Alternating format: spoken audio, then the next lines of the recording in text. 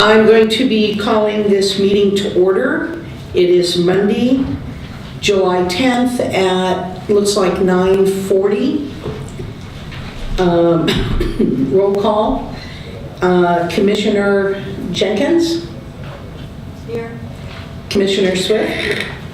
Commissioner Miriam? Here. Commissioner Orlando? And we are expecting her to come. Yes, that's correct. And Commissioner Phillips here. So has everyone looked over the agenda for today? Is there any comments, modification, changes? I just wanted to mention I did provide some additional materials for certain agenda items to your commission, and they're also available to the public at the back table. Thank you, Annie. If there isn't, can I get a motion to approve this agenda as is? I second it. All right. Motion, yeah, so any comments on the agenda? All right, all in favor? Aye. Opposed? Passed unanimously. We have two sets of minutes. So I'll take the minutes from April 10th. And has everyone read those? All right, any? Question. Are a copy of the minutes available for the public? Yes, there are packets in the back that include minutes. Thank you. Can I get a motion to approve the draft minutes from April 10th? I'll move to approve. Okay, second? Fight you for it. Second. Okay, and all in favor? Aye. Aye. All right, and then our second set of minutes was the Friday, May 12th special meeting minutes. And has everyone read them? Okay, do we have a motion? I have a comment. Uh, May I comment on the content of the minutes? Sure.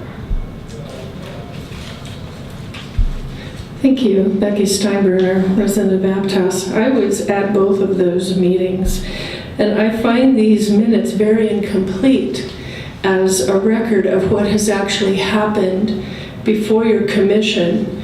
And so I ask that you not approve this. I know that you rescinded the actions of the April 10th meeting because of the Brown Act violations and held a special meeting on May 12th. These minutes are very incomplete. They don't have any discussion about what happened at the meeting. Are you talking about details of what was said and who said what and things like that? Yes, there was a lot of discussion about the barn door being preserved. There was a lot of discussion about the CEQA items before your commission at the time, and there is no record of that here. Your minutes are the record of what happens before your commission. It is only recently, since I've been paying personally to have your meetings recorded, that there is anything in an archive for the public to go back and see. And in fact, the minutes wherein this commission approved the Historic Preservation Plan in 2011 for the Aptos Village project are also missing any comment, so there is no record for the public. So I would like to ask you not to accept these minutes and to require that Ms. Murphy includes her notes, which she says she takes, and include them for the record of the public in the future. Thank you. I do know you've made this request before, and Annie explained that this is a report format of minutes. And not, the format does not require or lend itself to details, and I know that other organizations and such follow this same format. Do you know if commissions have the same format? So that's what I was going to say. Yes, if I can make a comment. Yeah. The Board of Supervisors directed commissions to take action minutes, which means that you record actions taken by the board or commission. And that's their direction.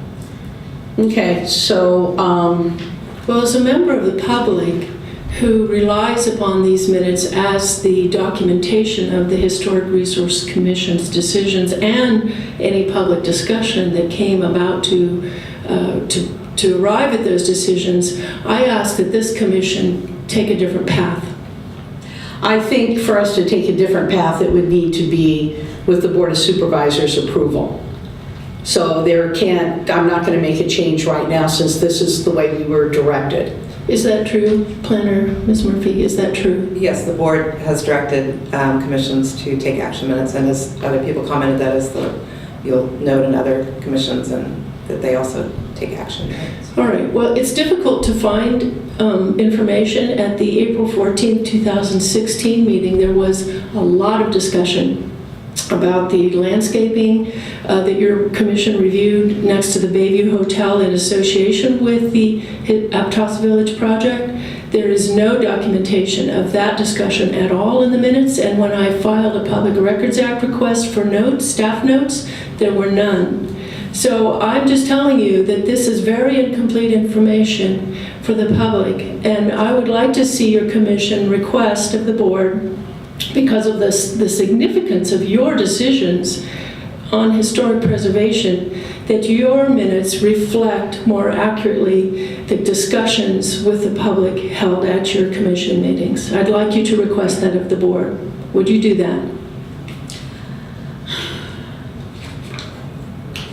Annie, would that be on us to request that, or would that be on the public to request of their supervisor, to go to their supervisor and ask him to talk to the other supervisors about changing the format?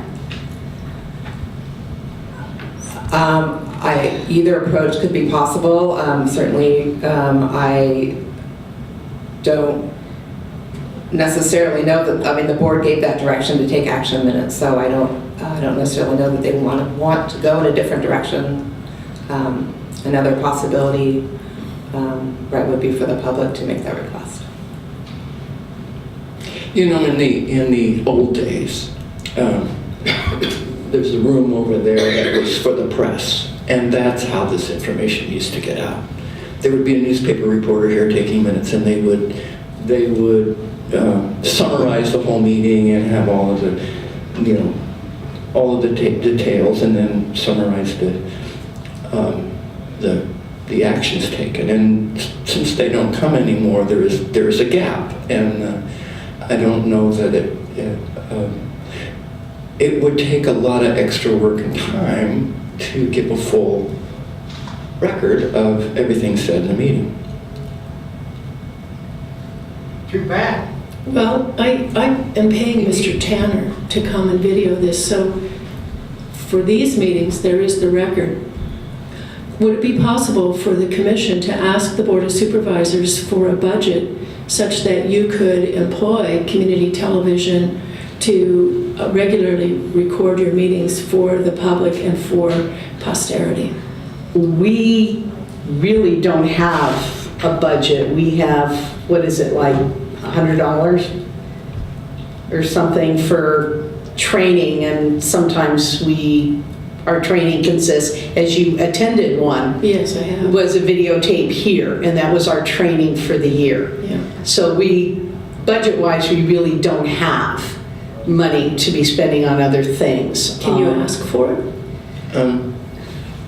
I don't want to interrupt you, but it's 10 to 10. All right, Yeah. thank you. And you do have a full agenda. I would like you to consider asking the Board of Supervisors for funds to contract with community television or another video provider so that your meetings are recorded in entirety for the public's benefit in the future. Thank you very much. Thank you.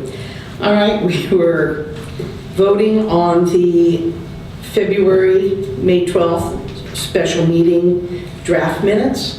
And I believe we did have a motion and a second. Did you make the motion, Susie? That was the first set of I'll move. first minutes. Okay, so you'll make the motion I mean, to approve these, so I need a second? Second. Okay, Commissioner Jenkins second. All in favor? Aye. Aye. And the minutes were approved. All right, now we have public communications. So if any members of the public would like to speak on something not on the agenda, they're free to come up for 3 minutes. Thank you. Becky Steinbrenner, resident of Aptos. I want to talk with you a little bit about what happened after your decision to approve the amended historic preservation plan for the Aptos Village project, Heen Apple Barn, at your May 12th meeting. I appealed that because I felt like it was important. And I can't tell if you're listening or not. I'm sorry, you're all looking down. Well, I'm making notes on what you're talking about. Thank you. Thank you very much. So I appealed it because I really felt like there were some, there was information that was not really brought to your attention. I felt like there were many things that were not even considered by your board that should have been. In my research after that, I determined that your board was not, in fact, given the full picture of what you were being asked to approve regarding the barn door. And again, the minutes are very devoid of the discussion that happened both at the April 10th and the May 12th meetings from members of the public, and even the Barry Swenson builder foreman himself saying that he really thought that that barn door could be preserved. In my research, I came across, again through Public Records Act information, I came across the June 10th, 2010 minutes of your commission's meeting, which in fact were very complete, where the county's historic consultant, Ms. Sheila McElroy, came and discussed with you what you needed to look at as the historic preservation plan for the Aptos Village project came before you. She identified in those minutes that the barn door and the roof silhouette were very significant features of that building. She identified that barn door as being very significant. And so I really think that more importance should have been put on preserving it, and I think that it is possible to have done that. At the April 10th meeting, the architect for New Leaf Market said quite glibly, well, the fire marshal would never let me do that. Well, when I contacted Aptos DeSalvo Fire Chief Trevor Dirksen, he said, well, we've never seen a change order in plans to be even able to interpret whether we would be able to do that. But they would happily do so, and it would only take a 72-hour turnaround. So that he would have come. He would have come. And the second big piece of information that I determined from the State Historic Preservation Office is that this kind of barn door has been successfully preserved on the Steel Dairy barn, Dickerson barn at Año Nuevo, very successfully. I've talked with Año Nuevo rangers, I've gone there and looked at them, and it's possible. But you were not given that information, and so you made a decision on incomplete information. And I just want to say that I really think it's unfortunate, very unfortunate, because of the cumulative effects that you've approved. Thank you.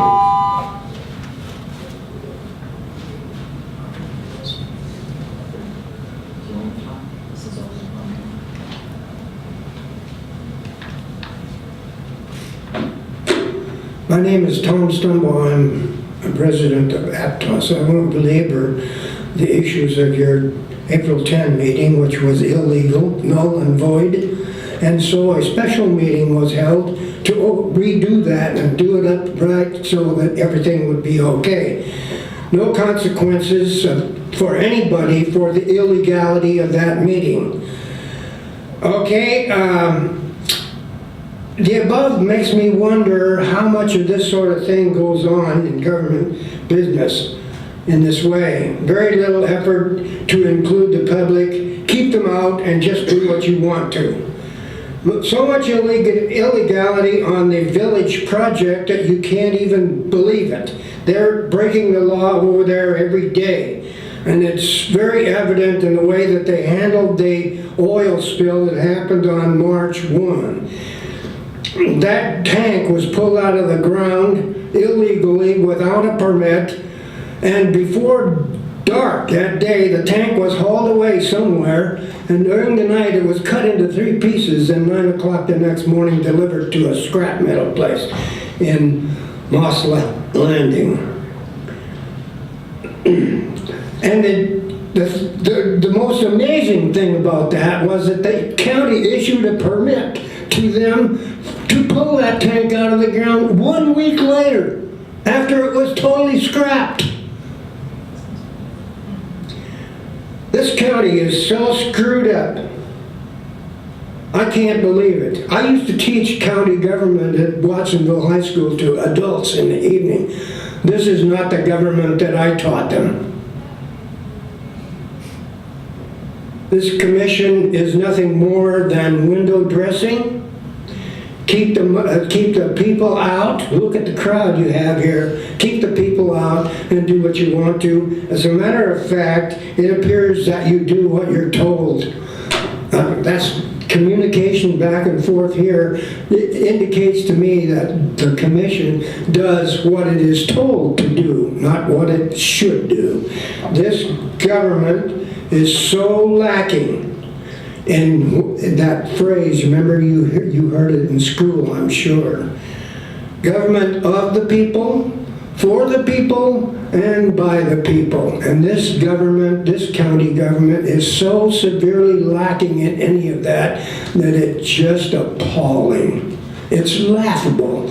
And people all over the world are laughing at the United States of America because the same thing is happening nationwide. The oligarchy has taken control.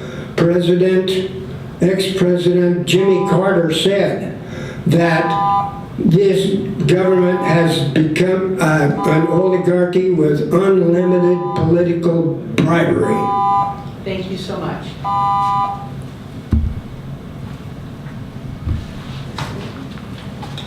Is there...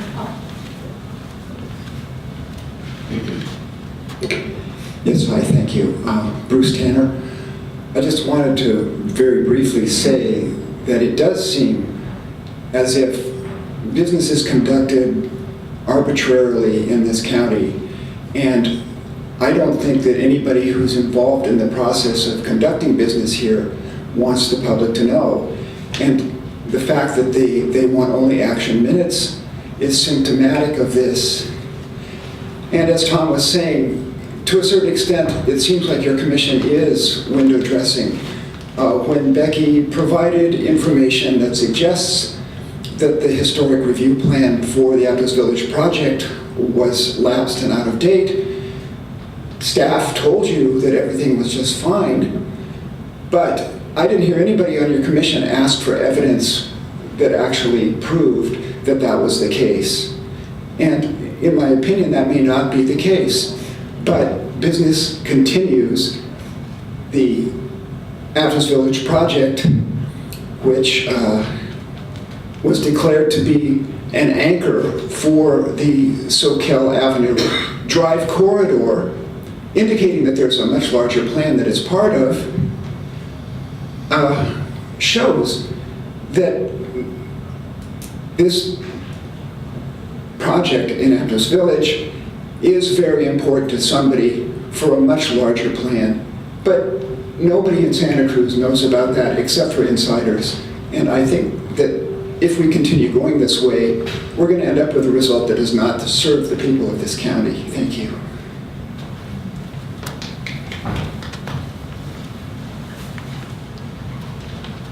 Hi, Gary Lindstrom, Aptos. I just have a couple comments to make. Again, I agree totally with what Becky and the gentleman said, but I think that what we need to do with this commission is get serious about preserving things. There is so much being destroyed in this county, and it is up to you, the Historic Preservation Board, to take care of these things. And I think there's two things just at the top of my head that really need to be addressed. One is nobody has given any consideration to the bridge that goes into Aptos Village. That was built in 1928. In 1928, they did not have 18-wheelers unless you were around a heavy construction site like dams and things like that. That bridge was never intended to take the loads that it's taking, day after day, hour after hour. I have no idea if you know what a dump truck weighs when it's full of dirt, but it's tons and tons of weight. Also, school buses full of children are tons of weight. That bridge is going to fail one day, and not too far in the distance. You need to start looking at that. Because if that bridge goes, Aptos goes for many years, it's going to take a long time to rebuild that and get things back in shape. The other thing that I think you need to address is that I think historically there's nothing more important in our county than our natural surroundings. I think you need to address the fact that old age redwoods are being cut down for developers. The last one that I heard of was in Scotts Valley up by Santa's Village, what used to be Santa's Village. Taking out an old growth grove for the purpose of greed is wrong. This is Santa Cruz County. And I say shame on people that don't hold up this county to higher standards. Thank you. Thank you.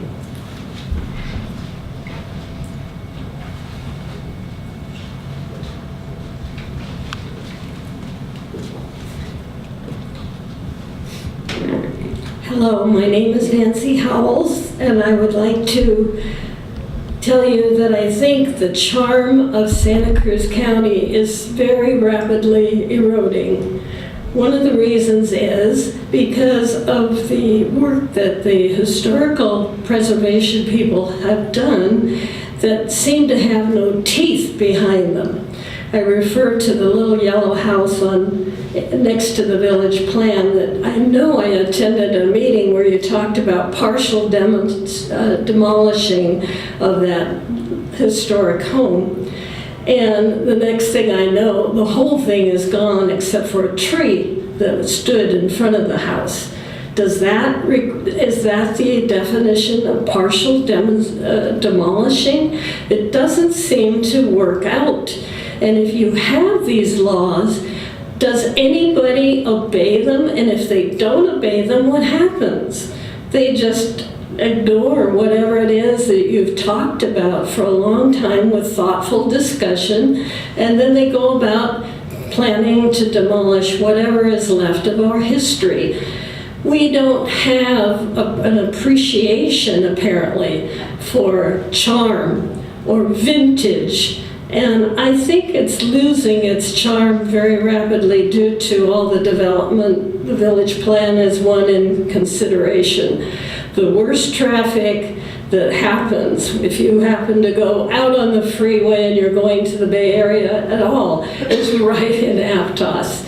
It's slowly becoming choked off because of all of the development that's happening. So I would hope if you do come up with a definition of what is partial demolishing, that you also include what happens if people don't obey the law, because it seems they do it without any care. And I think there should be consequences if you don't obey the law. I was always taught that, and I think it's important for people in the development area that we live in right now. Thank you. Thank you.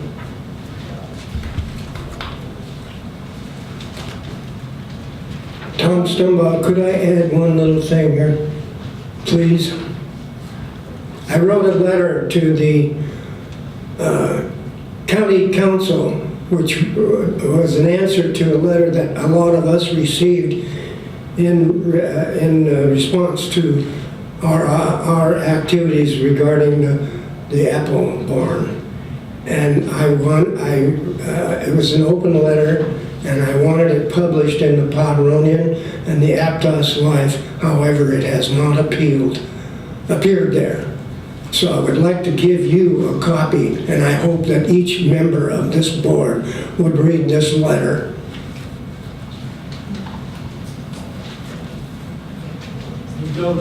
Oh, thank you. I just have a quick announcement, and this is a positive thing. On the 22nd of this month, this Saturday, there will be a public celebration of the 220-year anniversary of the founding of Via de Branciforte. It will be in front of the Branciforte Grammar School on the lawn in front of Branciforte at the intersection of Water Street. And there will my daughter's doing a landscape project around the monument. It will be from 11 to 3, and it will include historians, a walking tour that will include the garden at the Branciforte Adobe. There'll be free food, music, Adobe brick making. It's going to be a very good time, and I invite you all to come. Again, that's Saturday, July 22nd, 11 to 3 at the Branciforte Historic Monument. Thank you very much. Thank you for letting us know about that. Yeah, you're welcome. It's going to be a lot of fun. Annie, do you happen to have a tissue? I can feel my allergy. My eyes are starting to water. I don't. If you need to take a quick break, that's fine. Let me see how it goes. So if you've seen me do this, that's why. Yeah. Yes. Ready? Yes, I am. Hello, my name is Carrie Czar, and I am a resident of the last 35 years in Aptos in Seacliff.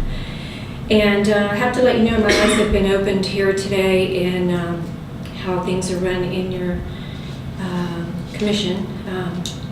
But I'm here for a reason. I want to find out how to go about creating or trying to get a historical place in Seacliff. I live in an area on Coates Drive that has 21 single-story homes on the ocean bluff that has been that way for 90 years. And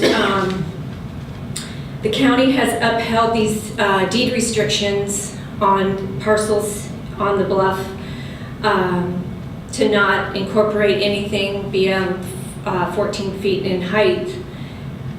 They're the only 21 single-story homes in Santa Cruz County on the ocean bluff side.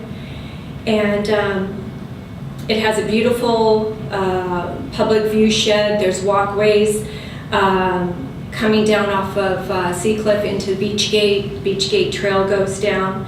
I want to know what I need to do, if I can get some direction, and what the neighbors can do to help preserve these homes that have been there for quite a while. I do have a map here that maps out the homes, if you'd like it.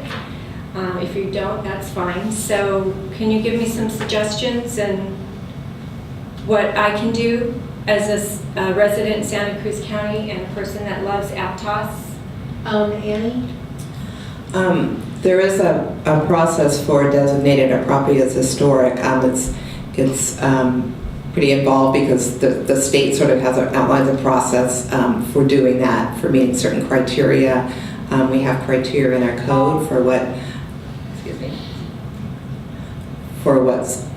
qualifies as a historic resource.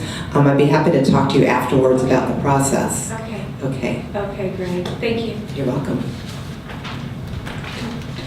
I have to hold my hand. No. Good. Any other comments? If not, then we'll close the section of public communications. All right, then, no consent items, no public hearing items. Down to agenda item number 7, new business.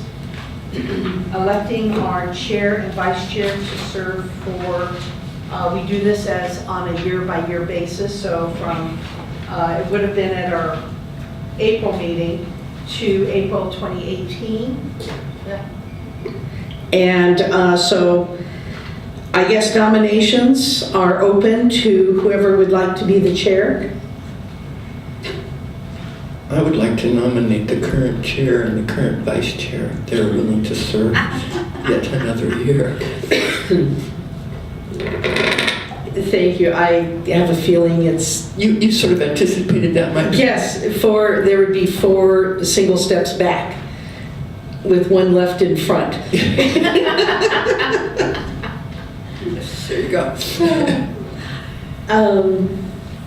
You're the vice chair, right? I think so. I will accept that. Okay. I would like to add that our chair has done a magnificent job. And we hope you continue. Well, I will accept the nomination, Susie. I will accept. Okay. So I need a motion, I think, from one of the 2 of you. I'll move that Linda and Susie be our chair and vice chair. Or continue to be. Yes. A motion For to another continue. year. Yeah. Yes. And, Second that. all right, so we have a motion for Commissioner Phillips to continue for 1 more year as chair, and Commissioner Miriam Mary to serve as vice chair for 1 more year. All in favor? Aye. Aye. Opposed? Okay, passed. So we have our continuing chair and vice chair. So going into old business number 8, A is to review correspondence from Ross Gibson about what he called the Bob Merrimack Ranchette. Merriman. So confusing because my dad's name is Bob Merriam, so seeing the Bob Merriman.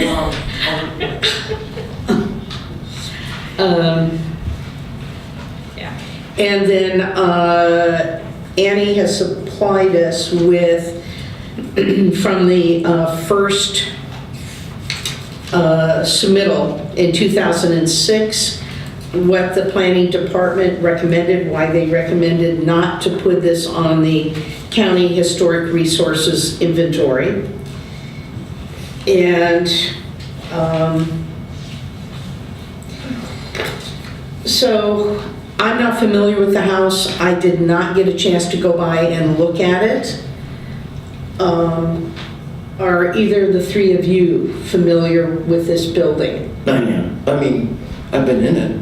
Oh, okay. So what can you tell us? And Well, I have some thoughts about this, and I haven't really thought how I would present it. Linda, do you mind if I make a few comments as well? yes. Because I know Please. there's not necessarily a lot of background on this. Oh, good. You go first. So this property located at 1438 Capitola Road was evaluated as part of the Live Oak survey in 2000, which began in 2006, and it was designated in 2007 as an NR6 resource, meaning a property determined not to be eligible for listing in the inventory. And this was at the recommendation of the Historic Resources Consultant, who noted that it is associated with Robert Merriman, who is who was apparently written about in For Whom the Bell Tolls and was significant in the Spanish Civil War. But due to the fact that he lived there as a boy and not as an adult when he was a historically significant person, it was determined not to meet that criteria for association with a significant person. So those are the reasons why it wasn't included in the inventory. And currently this site is being sold. It was previously owned by the RDA, and so there was a community meeting regarding this site and to receive input from the community and develop a community vision for the site. There was comments from several of the groups at the meeting that they would like to have some acknowledgement of the history of the site, be included in whatever development proposal for the site proceeds. So that's something I want to mention to your commission as well, because that's another approach your commission could consider taking, would be to provide some recommendation to the board about some way to recognize the history of the site in the future development of the site. So, is the building at risk? Yes, I believe that, it does have that NR6 evaluation, meaning the board determined it wasn't eligible for listing, so certainly a proposal could come forward that would include a recommendation for demolition of the structure. Okay, but right now there's not a project on the table to move it or destroy it or? Correct. Okay. Well, I knew the building when it was the Live Oak Resource Center back in 2004, and that's when I first heard about Robert Merriman's association with the building, and I wish that Ross was here because I could see what he's trying to ask for. His approach, his presentation was kind of hard to follow, and that didn't include any notes or sources. But I think it's pretty accurate. And what Ross is looking for was to tie Merriman to it's kind of far-fetched. His growing up on a chicken ranch and being part of a ranch that was part of a co-op, that led him not to become a communist, but something along those lines that he ended up doing. Because his role in life was influenced by his living there. I can see that the problem from the staff's point of view at the time was that Merriman and his family did not live in their own house. They were living in his aunt's house. So the house that was the Live Oak Resource Center that we're looking at here was not a family home. It was a family home, but it's an aunt. So that makes it very difficult to say that there is a historic tie. So I can understand how that went, but I also noticed down here that the Historic Resources Commission and the consultant both recommended that it get an NR5. This page is a little bit confusing, but this page includes 1438 Capitola Road as well as 1575 7th Avenue. So this page that we're looking at is actually the 1438 Capitola Road. And so that the commission did recommend it as an NR5, but the staff and the historic the historic consultant recommendation was for NR6, meaning eligible. The consultant was the one who prepared the DPR, right? Mm-hmm. Correct. Yes. Okay. So the consultant compared the DPR with, which I think is adequate, but then recommended not giving it historic status. Correct. Okay. I remember that she is a consultant that was from out of Santa Cruz. She was not local. And at the time, I remember feeling that Live Oak that the Live Oak properties that were up for consideration were treated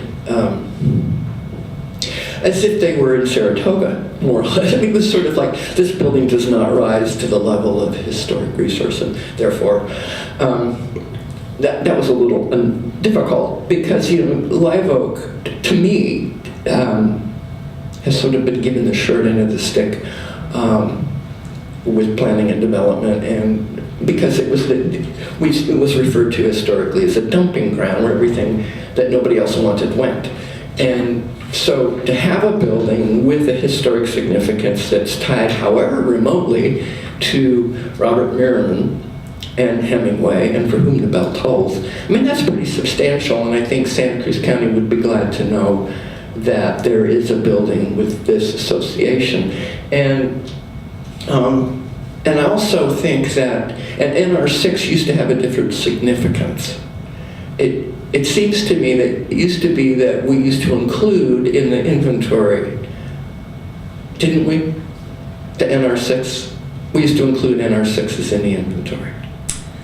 I believe that they were included in the inventory, but it was confusing because the designation always was that they're not eligible for listing as a historic resource. So the inclusion in the inventory was saying these properties have been evaluated and determined not to be eligible for listing. But it was, the way we always read it was, it's not eligible for historic listing, however, let's keep our eyes on it, because there is something. There is Something there. There's something there, and we should keep an eye on it. So if the building was threatened somehow, then we could make a recommendation or try and do something to see what the situation was. And I think that's what's happening with this building. I mean, it doesn't seem to be under a threat necessarily, but it's something as an NR6 that we want to keep an eye on. And I think that when this went before the Board of Supervisors, that because staff and the consultant said it's not historic, which of course they didn't really have a choice, that the Board of Supervisors didn't really pay all that much attention to the historic tie that is there. I mean, I think that it's interesting. I think they would be interested. I think that searching for a way to give this building some kind of attention, as you suggested, is a good thing. I had a question. I'm not that familiar with Live Oak and its history. However, I was curious if you take away the Bob Merriman's attachment. It was talked about how it was early Live Oak chicken farm. Yeah. Good ranch. Is there anything about the architecture, about the history of being a chicken farm very early that you could make a somewhat of a case that there's something about it when a lot of the other chicken ranches and so on are gone? Yeah. That was the other point that I wanted to make, was that would it qualify? It's a question. Would it qualify as a chicken ranch, and how many chicken ranches are on the inventory? This was a Wood Brothers architectural, according to Ross. I know it was a Wood Brothers tract that of chicken ranches. So it's part of a tract of 3. They were houses all facing the road, and there was 3 acres attached for chicken farms. And that was really what Live Oak was back even in the 1970s. So are there any chicken ranches on inventory? Yes, there are. I don't have all of them in front of me. I think there are at least 2 or 3 properties. I know there's one on Kinsley Street in Live Oak that is a fairly large parcel that was listed, for its significance to chicken ranching in Live Oak. That's Martin Kinsley's house. I don't know the owner, but it's on Kinsley. There's several houses. There's 2 houses on the parcel. Okay.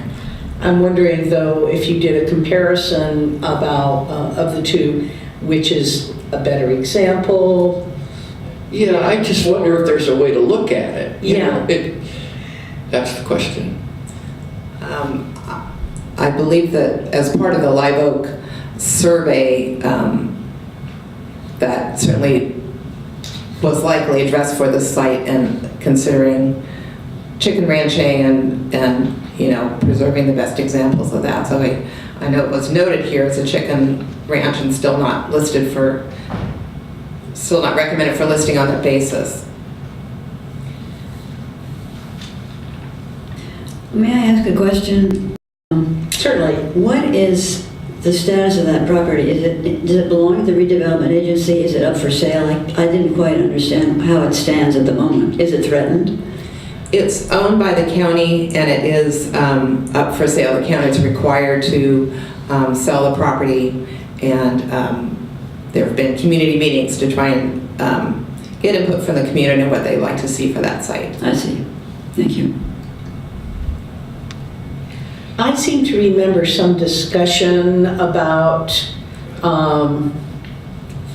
and maybe it was in the previous correspondence by Ross, something about if there was development there, they would like at least some historical interpretation, signage or something that would... I think Ross believed that because it was an NR6, that there was a way to come back and look at it again. And it's too bad he didn't come to it. I guess I've got a clarifying question. I know NR6 means not eligible for the National Register, but as far as our local register criterion, is NR6 ineligible for local state? Or let me read the NR6 criteria. NR6, the county shall maintain a listing of those properties which have been evaluated and determined to be ineligible for designation as an historic resource based on the criterion subsections B and C of this section and or due to their deteriorated architectural integrity or condition. These properties shall be given a rating of NR6.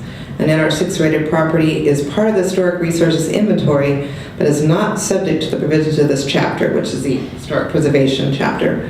An NR6 property may be reevaluated periodically. So it sounds to me, and correct me if I'm wrong, that an NR6 is stating that somebody brought this property up for consideration.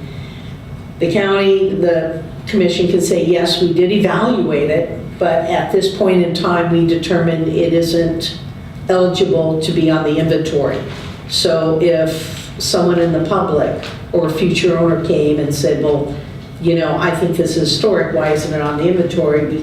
Then there would be some information, background proof that yes, it had been evaluated at this time and this is what the evaluation was. Yes, that's correct. So the last thing you said was that it could be re-evaluated? Yes, that would generally be if there were typically new information or some, reason why the previous, NR5 listing would no longer be appropriate. I just wonder if there's a way to reevaluate it. I mean, this is Live Oak, do the people going to these meetings, are they concerned about the building? I mean, do they know? There was a presentation at the public meeting by Norm Potemkin, I believe his name is, was a local historian. I didn't hear, I think there was comments that they would like to see some sort of acknowledgement of the history of the site. I didn't hear specific comments, except Ross did attend the meeting, and I think, he's already made clear that he would like to preserve the building. I didn't hear a lot of public comment about wanting to keep the structures on the site. I mean, there could have been comments. I wasn't attending every one, but I don't recall hearing those sorts of comments. I think that was going to be October. Yeah, I actually think that would be appropriate.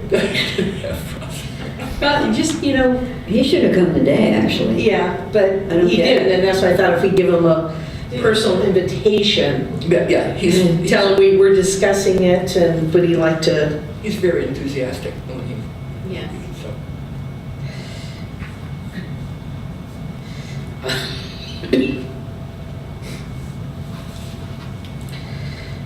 Do we have to vote on that recommendation or? Yes, you should make a motion. I was just making some notes here, so for the next agenda, we would like to know plans for the property or, the big lot, and I guess, the whole size of it. What does the whole lot entail? More detail. Yeah, visit, And I think it really would be perfect to have Ross. community.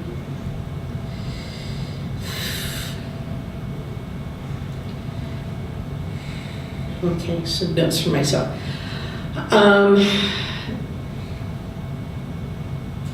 So, is there any other? I'm willing to make a motion that we put this on the agenda for, is it October?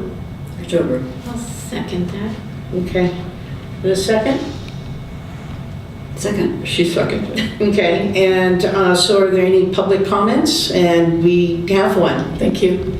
Becky Steinbruner of Aptos.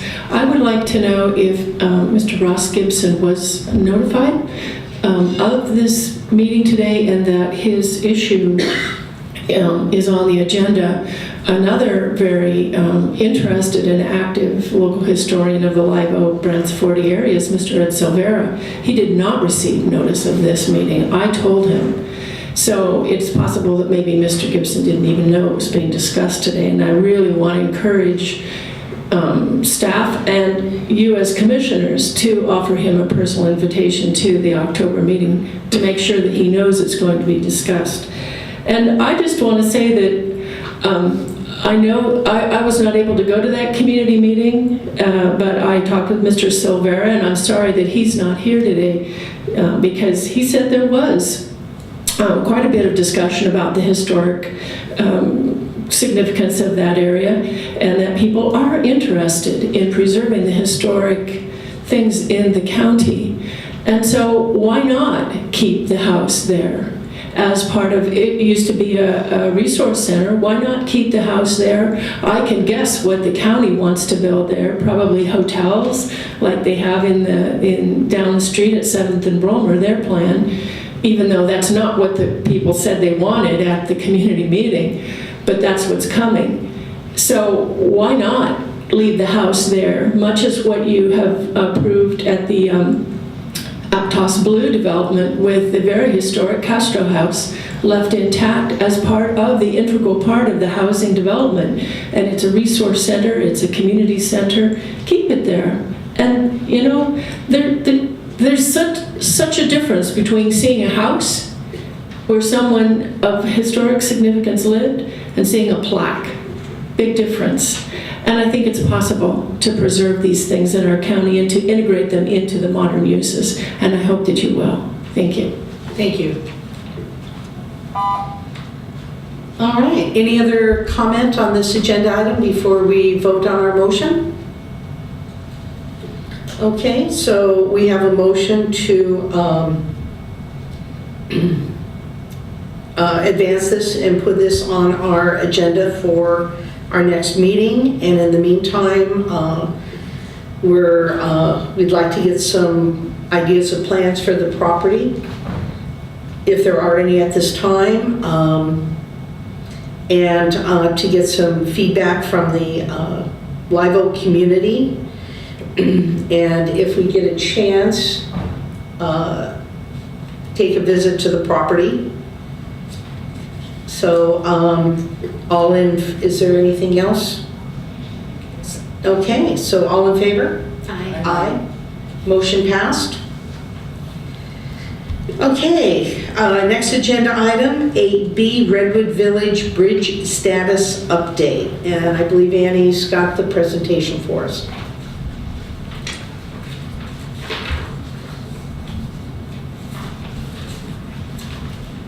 Yes, I just have a few comments on the Redwood Village Bridge. I did provide photos to your commission and to the public. So this bridge is part of Redwood Village, which is a historic resource in the county. It is a pedestrian bridge only. The recent storms damaged the underpinnings of the bridge as well as the riparian area. So there were permits issued, one to repair and construct a bridge support structure to include core drillings and 2 support piers. There's also a permit issued for complete stream embankment and support work, including grading. The bridge support structure qualifies as a minor alteration, which is reviewed at staff level. So the bridge, as you can see in the photos, is open again to pedestrian access, and the bridge has been repaired and preserved as part of the historic resource. And of course the work included reports from civil engineers for the bridge, as well as a geotechnical report for the soils.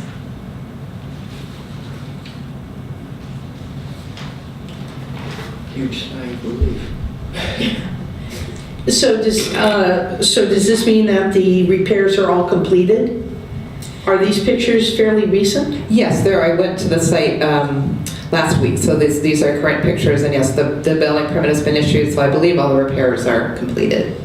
Because I visited it this July, I think in April, and there was big plywood, boards across both ends and this and that, and I right away noticed that those plywood boards are gone now.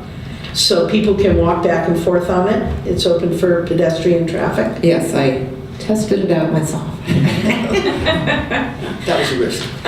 Does any of the other commissioners have any comments? Any questions? Well, I just wanted to thank you for getting that information because I was quite worried about, how it was looking, and I'm glad to see that it's back. You're welcome. Yeah, I'm glad that repair work was done so quickly, timely. Thanks. Any public comments on this agenda item? Yes, thank you. Becky Steinbrenner of Aptos. I've also been watching that bridge, and I'm happy to see the plywood barricades gone. But what I wonder is, when did the repair work happen? Because all this winter, there had been extensive work done in that area last summer by Connolly, and that involved actually removing some large redwood trees, and they had equipment down in the creek bed, and they put up a lot of rock. But then this winter in the storms, again, you can kind of see there were tarps put down from the Redwood Village side, and there was some very serious erosion there, and it looked like the bridge's foundation was affected. I have not seen any recent work other than it looks like some netting's been put here in your pictures, but I haven't seen any heavy construction going on there. Has there been work then done since the work that Connolly did last year? And is this being considered as part of their contract extension? They did a lot of work. They were working in there all summer long. But there was still a lot of erosion that happened this winter. So I'd just like some clarification on this.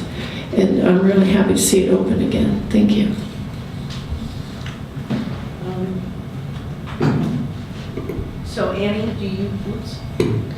So Annie, do you have the dates on when the repairs were done? I'm not familiar with the work that Connolly did in the repairing corridor. I'm aware of there was an emergency grading permit that was issued.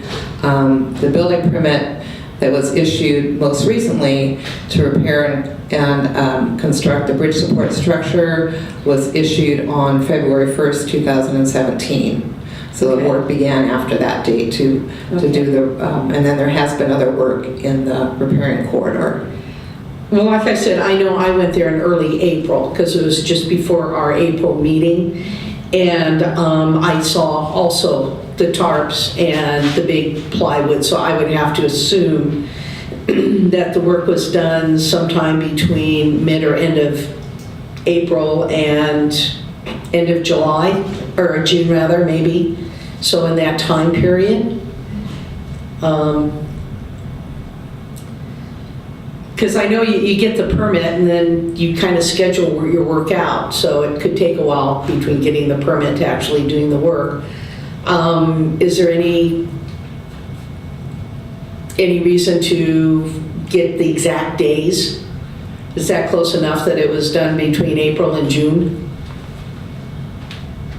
Well, I guess I'd just like clarification on exactly what was done, because the county spent a lot of money supposedly fixing and stabilizing this area last summer with Connolly, and then the storms came in and it looked like it had to all be redone essentially. So and maybe this is more of a question for Public Works, But I'm concerned that a lot of county money got spent to fix the problem, and then the storms, it didn't hold up in the storms, and so now the county has had to go in, and at some point, I never saw the equipment in there, and I go through there pretty often, not daily, but pretty often, and I didn't see any work in there. Suddenly the tarps were gone, and the plywood was gone, and so I guess I would like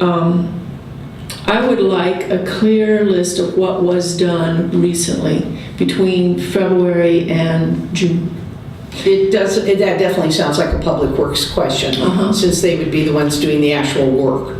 I just want to know that the work that has been recently done will hold up better than the work that was done last summer in another major storm. Because I love that bridge and I want to make sure it's saved. No, I totally understand, and I see in the one picture that the property's up for sale. Yeah. Which is a shame. Thank you very much. You're welcome. All right, then moving on to our next items. So I'm just going to say we have 2 presentations by Commissioner Miriam. Yay! So a report on looking at other demolition by neglect ordinances, since this county doesn't have that, to see what other counties and cities do, and then she'll follow up with a report on the Mills Act, which again, this county does not have. We're not a part of that, but what other counties, cities do, how it's working. So she has a PowerPoint presentation for us. That's right. Oh boy, pictures and everything. Thank you. Members of the commission, staff. Just want to go through demolition by neglect, what it is, how other communities are dealing with it, and then regulations that the County of Santa Cruz has. So demolition by neglect essentially is when a property owner intentionally allows a property to decay or suffer so much that it can't be restored. Of course, the reminder for me every time I drive into work, 5 days a week, is the Redmond House just outside of Watsonville, which is located in the county property. Property owners, and it's my guess in the case of the Redmond House, can use this type of neglect as a long-term way to get out of historic preservation regulations.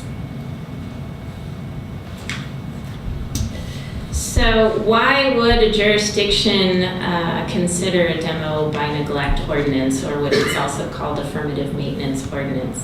Well, of course, it helps ensure the preservation of historic structures. It removes blight from the community, and it also increases property values, as if actually we needed to increase our property values anymore here, but you definitely don't want to live next to or own a house next to an abandoned, decaying home or historic home. So there are different types of regulations throughout the country. I'll go into a couple for you this morning. So there are specific affirmative maintenance or demolition by neglect regulations drafted for historic structures only. There are regulations that fold building and property maintenance into the definition of a nuisance and then have abatement procedures for essentially any type of nuisance on a property. And the state of California gives local jurisdictions the authority to abate nuisances and lien properties to recover costs for either doing the work on behalf of the owner or fixing up the building and making it watertight on behalf of the property owners, and then put a tax lien on the property and get it paid back that way. So first example is City and County of San Francisco. They have an affirmative maintenance ordinance that relates directly to historic buildings. The intent is obviously to preserve from deliberate or inadvertent neglect.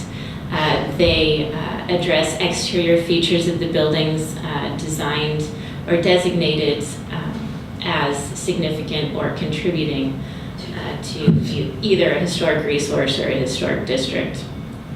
So San Francisco, this is the list of items that they address through their affirmative maintenance ordinance. As you can see, dangerous facades that are deteriorating, inadequate foundations, floor supports, walls, ceilings, roofs, waterproofing, so that could even be paint. If the paint has chipped off and it's not weather tight and watertight, they can address that. Broken windows, doors, and then any other reason that would make the building or structure not watertight or structurally unsafe. City of Watsonville, I threw this in here just because that's the city I work for. We have property maintenance / nuisance regulations that address both historic and contemporary properties. We have a nuisance ordinance which defines a nuisance and sets procedures to abate the nuisance. And then we have a property maintenance ordinance that outlines what types of property issues constitute a nuisance.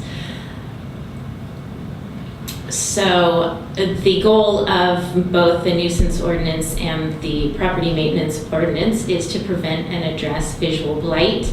It addresses abandoned, deteriorated, and infested buildings, any trash in the yard, overgrown vegetation, any noises, smells, etc., broken down personal property, debris, garbage cans. So it doesn't just address historic buildings, it addresses all types of nuisances. And the important part of the Watsonville ordinance is that it defines what a nuisance is, and it includes property and building maintenance as a nuisance.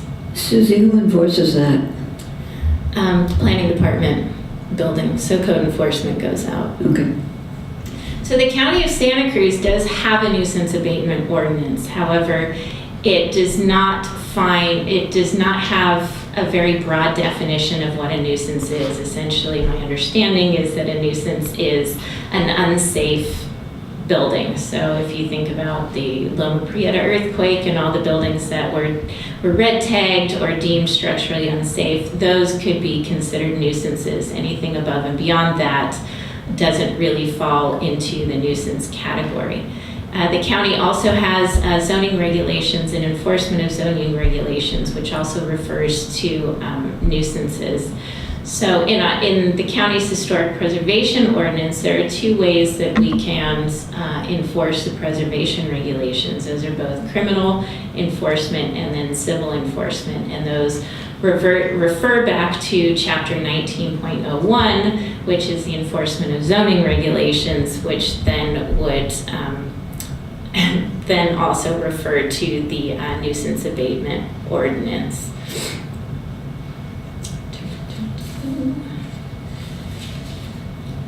So I think, our options, if we wanted to look at moving forward at the county level with some type of way to prevent demolition by neglect, would be just to consider moving forward with the existing regulations. I think what would be definitely important in the future is to provide a clear definition of what a nuisance is, and maybe broaden that to include various things, including like maintenance of structures.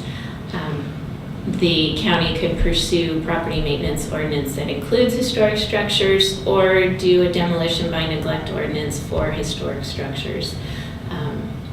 My thought would be maybe we could, at a future date, look at amending the definition of a nuisance, because that is the easiest way to include both historic and as well as contemporary buildings. And you think about all the neighbors out there who are living with substandard properties or properties that are neglected next to them, and giving the county some teeth and being able to enforce that, I think is important. And that's it for demolition by neglect. Any questions? So there's 4 options that we have. There's a million options. Yeah. Yeah, we could essentially leave the status quo. We understand that that means that historic structures will continue to be allowed to deteriorate when they are not maintained. We could consider recommending that the Board of Supervisors broaden the definition of nuisance in the county code. We could look at recommending the preparation and adoption of property maintenance ordinance that would include maintenance of historic buildings. Or we could look at pursuing a separate demolition by neglect ordinance just for historic properties. This is great, thank you so much. Yeah. I know for myself, and have in my mind immediately, I can think of a structure up in Boulder Creek that structure on the inventory.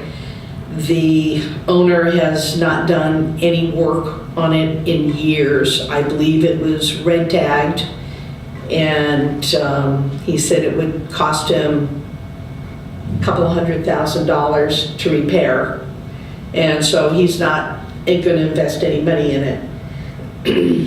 And so it's what is both, what would be the best option to preserve what we have, but also what is realistic in what we can get homeowners to do. You know, or I should say property owners to do, and as we discuss this and look at this. You know, I really see your point, because a nuisance means the deterioration has to advance to a certain level. You know, that's a nuisance. But on my road, there's a house, we call it the blue tarp syndrome, you know. You see those blue tarps coming out on a house, an older house, and you think, okay, we see what's happening here. Especially when there's an older person living in it that doesn't have the economic means to take care of it. And in Capitola, the big example was the Lent house. We all watched Molly Lent sit in the house, and the tarp came out until then the house was gone. I mean, they could not save it. And it was the signature house in Capitola. So I think we want something that can flag problems when they're developing, so that buildings can be saved and before they become nuisances, because it's pretty far along. And I have one on my road that was a leader he was a member of the Board of Supervisors forever, and then became state senator. And was a very well-known person, and the blue tarps are on the house, and his widow is living there. It's anyway, I didn't want to get carried away. So what do we feel the next step would be on this topic? Yes. I'm sorry. Oh, no, that's quite all right. Can I make a few comments as well? Please do. Yeah, I share your concern about people not properly maintaining historic buildings, and as buildings get older, I think it's, a continuing problem. I did talk to the planning director, and bringing an ordinance forward like this we'd probably want to have support of the community, because it does add additional regulations for historic properties. Oftentimes, I hear from people who own historic properties, well, what do I get out of this? They already sometimes feel like it's a burden to have these additional regulations. And then there's also the concern of adding new regulations that would put additional responsibilities on our code enforcement staff, because we have a small code enforcement team, and they already are sort of stretched in terms of being able to maintain existing, do the existing work they have to make sure they're compliant with existing regulations in our county code. So just those are sort of the realities of doing an ordinance as well. I did have one idea, which I talked to the planning director about, which she was in support of. It sort of has limited applicability, but the idea of expanding a limited expansion of the types of uses that are allowed on a historic property in exchange for someone rehabilitating or agreeing to maintain their structure. Possibly this might be applicable to the Redmond House, where it is an agriculturally zoned property, but allow a limited expansion of the type of uses to allow for an economically viable use, tying into Carolyn's point that sometimes there are financial considerations that keep people from maintaining or rehabilitating their structure. So, and then in terms of staff time for drafting ordinances, our section has received direction from the board that a lot of our time right now is devoted to the code modernization work. So, but certainly, next year, if I may have more staff time to devote to it, but it's still within the parameters of what we might get community support for, or what is realistic.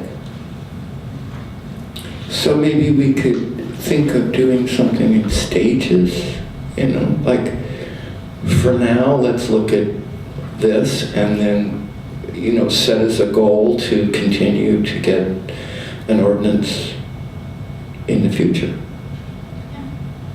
I mean, I also, feel like, what do you do in situations where there is an older person living in if it's a historic family home and they don't have the resources to fix it? I mean, in that kind of situation, what do you do? It's my next presentation. There we go. Maybe we should. I've also seen, I've done a little bit of reading on demolition by neglect, and I believe that some ordinances have a financial hardship provision where they may get an exception based on financial. So if we asked for the Board of Supervisors to define a nuisance more clearly in the existing ordinance, that would be a step that might not be too difficult, right? Possibly, code enforcement is a very contentious issue, I think, on both sides, and so even though it seems like a simple matter,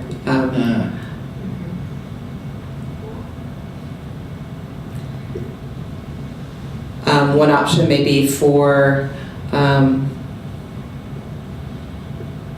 your commission to establish a list of options to explore, and then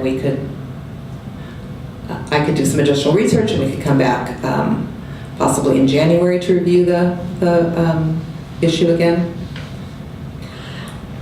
This is slightly an aside, but I believe at one of our past meetings, you were going to make a presentation on what your responsibilities are and how your time is spent, because we all realize we're just a small piece of your pie, and we want to use your time that we have doing our work for us in the planning department, efficiently and effectively, and we don't want to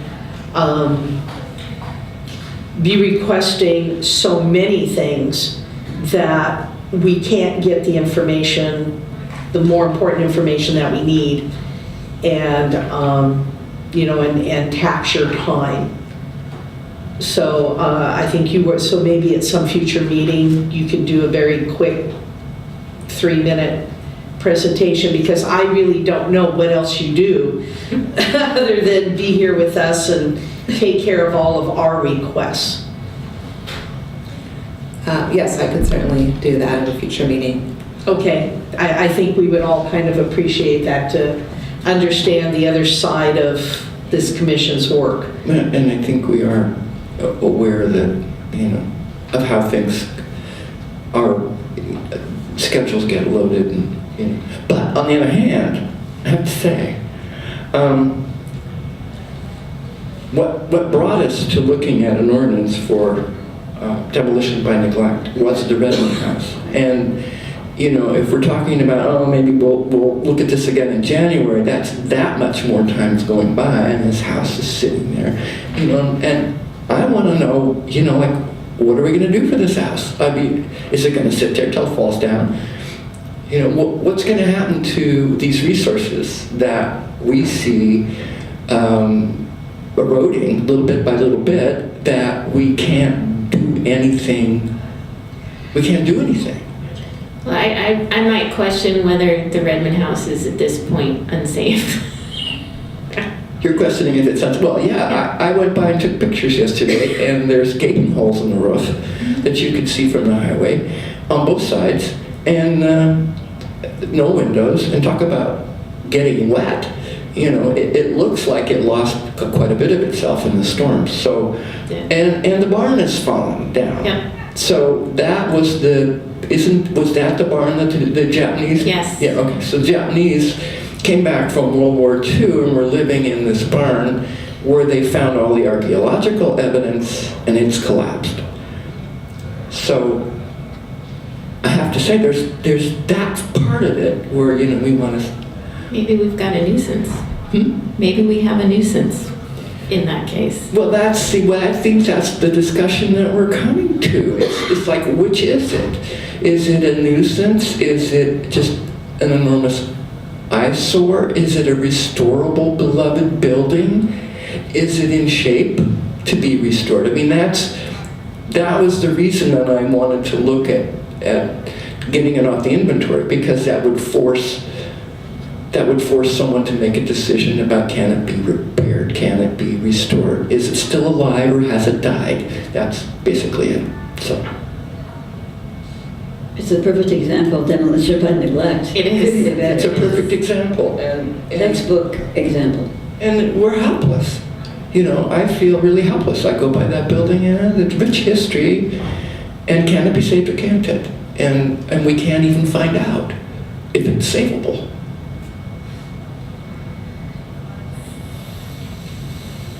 So here we are. Can we recommend that that the planning director and building official determine whether that is an unsafe building / nuisance? Yes, I can certainly, if you'd like to make that recommendation, I can certainly record that and inform the planning director and building inspector. And then at that point, the county and the property owner are going to have to determine how much it's going to cost to stabilize the building. Yeah. What we need is information about it. We need to know how much this is going to cost, who's going to save it, can it be saved, rather than just sitting there. So, I remember Barbara Mason coming and talking to us, a year ago? And about the Redmond house. And I'm trying to remember, and I don't, if she had talked to the owners. Does anybody, They're new owners. They own the property directly behind it. They're building 2 hotels and a bunch of retail and a gas station behind it. They don't know what they're going to do with the Redmond house. Yeah. So they don't know. Well, that's news. Yeah. I mean, After making my comment about making the recommendation, I would hesitate to do that at this meeting because the Redmond house was not on the agenda. So, Right. the property owners wouldn't be aware of that, and I would hesitate to take that action. We could certainly agendize it for the next meeting, and then I would inform the property owners that we were discussing it. So, but I would hesitate to make the recommendation at this. that would be good. All right, so do we,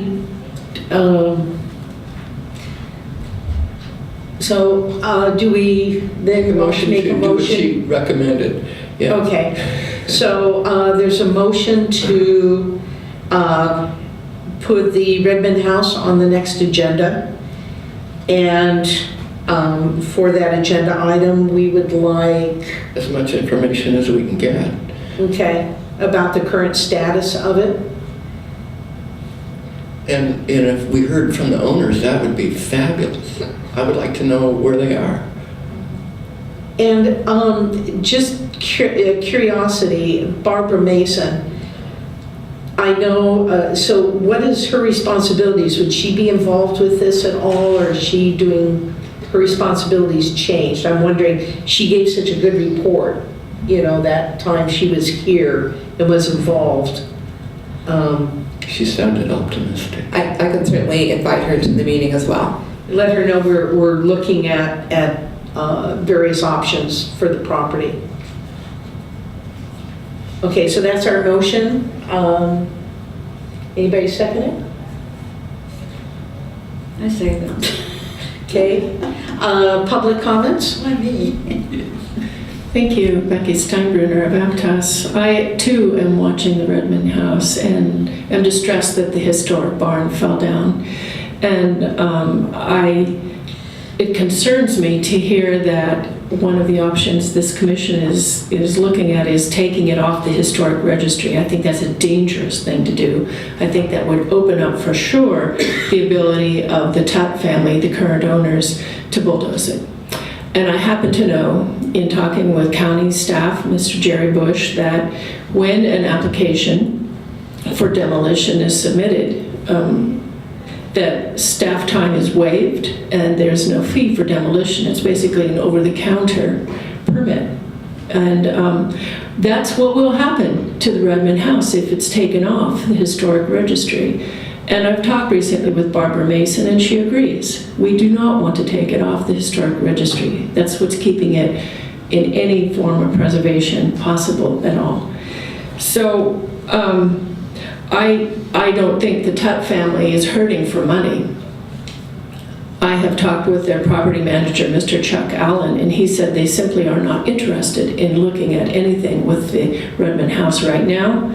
They're focusing on building their hotels and restaurants and gas stations on the city property across the street, across Lee Road from the Redmond House. So I don't think it's a matter of financial hardship in this case. And I'm concerned because right now there are tall weeds all around the house, inside the chain link fence. You've probably seen that too if you've driven by recently. So I think that I have already contacted County Fire and asked them to go take a look at it, do an LE 100 fire inspection, and I've been assured by the chief at the Pajaro Dunes County Fire Station they would look into that, but the weeds are still there, and I think it's amazing that something didn't happen over the 4th of July.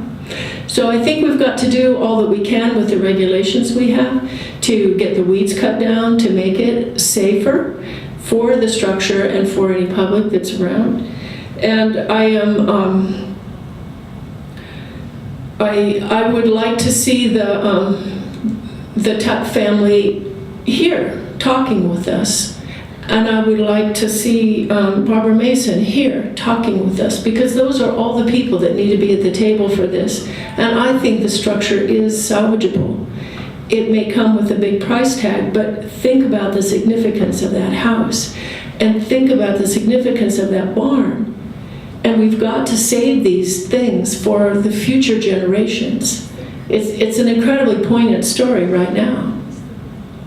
So I think we have to do all we can to save this house. I think we have to look at the Mills Act. Hopefully you'll have some information.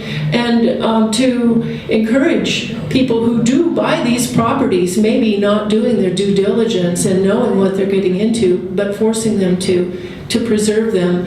And I'm thinking back to that little house on Valencia Road that was an NR3 when they bought it, and they were able to get a demolition permit, and it is gone. It is gone. And I don't want to see that happen at the Redmond House. Thank you very much. Thank you. I just want to clarify something, if I can. Just so you understand, we did not consider removing the Redmond House from the inventory. But you said that. No, we asked what the process would be. Okay. What we did was, what I wanted to know was, if we asked, what would the process be? Okay. It was a way of finding out. One way I was looking into an avenue, frustrated that there's no way to find out what condition that the building is in. if you apply to have it removed from the inventory, that forces an action where it would be evaluated and then they would be able to say it's in this condition. It was just a way of looking at possibilities because I'm frustrated that nothing is happening. See? So nothing is happening and I'm looking at any way to get somebody to look and see what can happen. Also, I don't want to see it taken off the registry. I don't want it to be torn down. I would like it to be preserved. I think we all would. But also, it's sitting there and no preservation. If you think that it's getting some form of preservation, then I would like to know what it is because it looks to me like it's just falling down. So that's all I wanted to add. Okay, I think we have a motion, we have it seconded, we have our public comments. You have something to say on this item? Yes. Yeah, I think with the discussion, Gary Lindstrom, Aptos.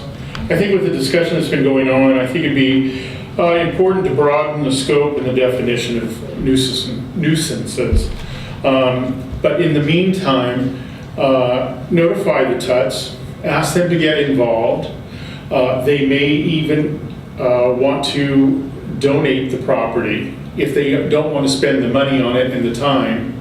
And if we can convince them that it is a historical part of Santa Cruz County, maybe they would donate it to the county. We could make it a community project to refurbish the home and make it a historical spot for everybody to visit, especially those in the motels across the street and anybody traveling out in that area, plus everyone in Santa Cruz County.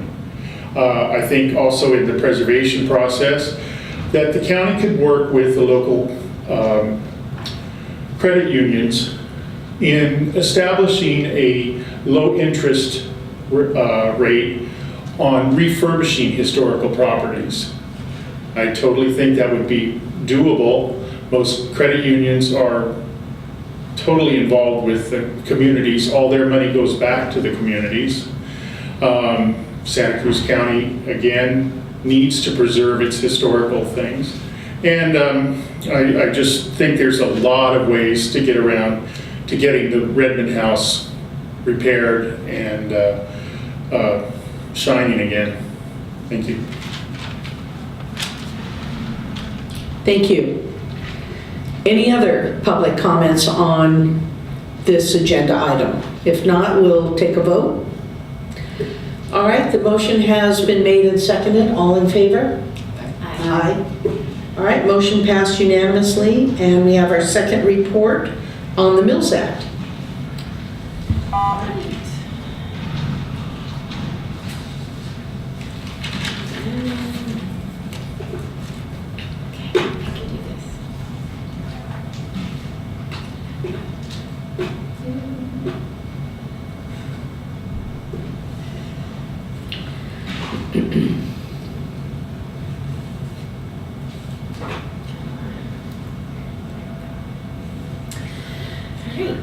Mills Act program.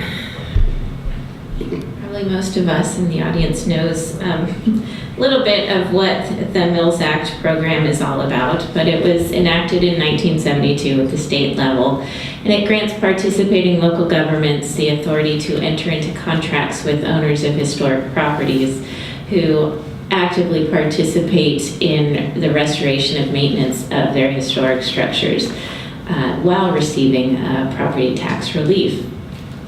It applies to all taxable properties, so it would not be eligible.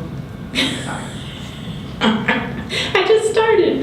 It would not apply to or properties owned by any type of nonprofit entity.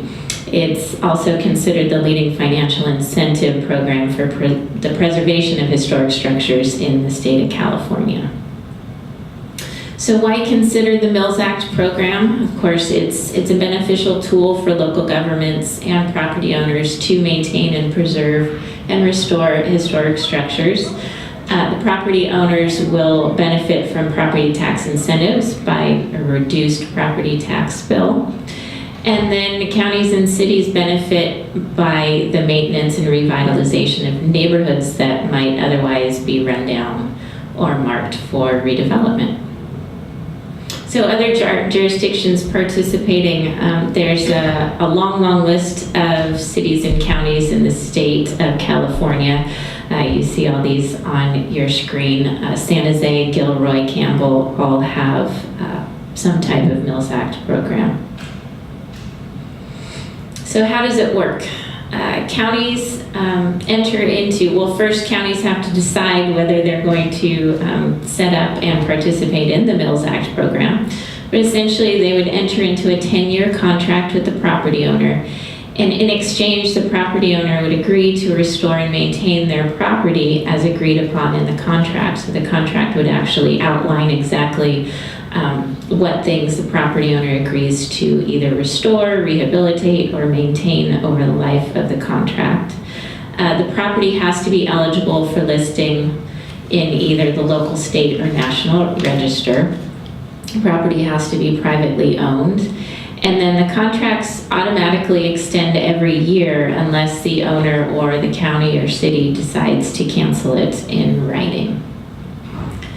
So the benefits, again, the property tax is based on the income potential of the property rather than the sales price or transfer value.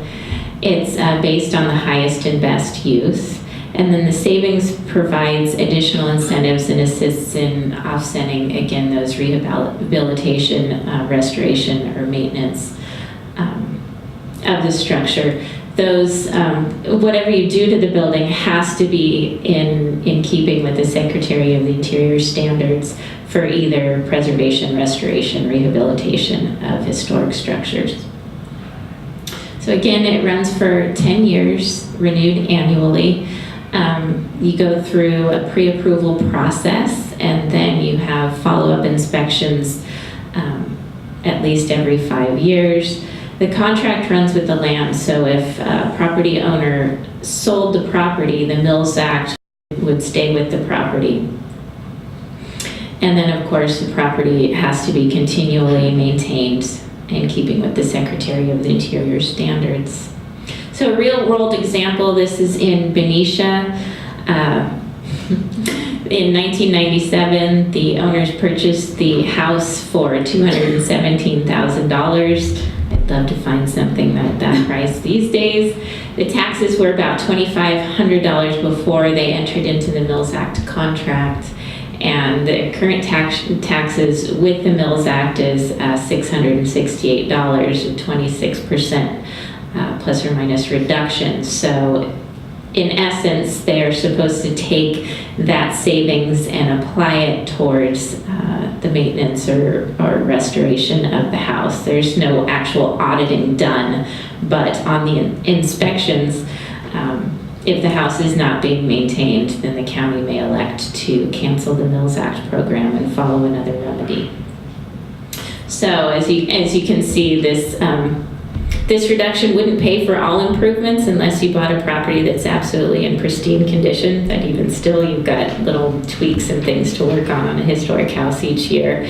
But it does provide an additional incentive for maintenance of historic properties.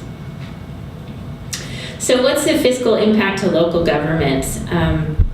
It's difficult to determine. A lot of cities and counties have limited the number of contracts that they will approve each year or place a cap on the maximum loss of revenue, because you have to remember that cities and counties are run largely on property tax, and so it is important for counties and cities to really look at the possibility of how much they might actually lose. So you can place a cap on the maximum loss of revenue. And then there's a cost to administer the program as well as conduct inspections. Anecdotal evidence, the cost is approximately 1% of the general fund revenue for cities. But again, it's going to vary depending on your local government and how you set up the program. Susan, can I clarify, is that 1% or 0.1%? Sorry, 0.1%. Thank you. It's 100%. So some examples of other areas. Santa Clara County, as of last year, had 296 active contracts. They had 7 new contracts in 2016. Largest reduction in property tax given was 92%. Average reduction's about 56%, which is pretty nice considering property values over in Silicon Valley. The city of LA, their latest data is up to 2013. They have 716 contracts. Their Mills Act has been capped at 0.2 million or 0.01% of property tax revenue. Their current annual revenue loss is just under $1 million. And of course, both of those areas are much larger than the county of Santa Cruz. So what's the application process for a property owner? You would fill out a Mills Act application. You would draw up a historic property contract in coordination with the county. You would create a rehabilitation or restoration plan to outline exactly what you're planning to do over the life of the contract. You agree to maintenance and rehabilitation standards and conditions. You fill out an exemption form and a tax adjustment worksheet. You go through a pre-approval inspection, so inspectors would come out and take a look at the current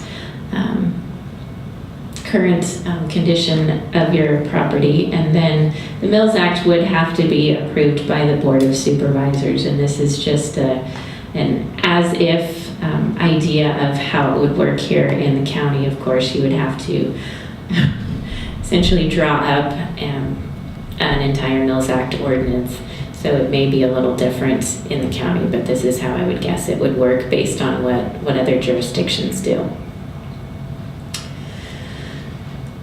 So what we could do here, and again, it doesn't sound like we'll be doing this anytime soon based on staff time and availability, but what the commission could do is make a recommendation to the Board of Supervisors to implement a Mills Act program.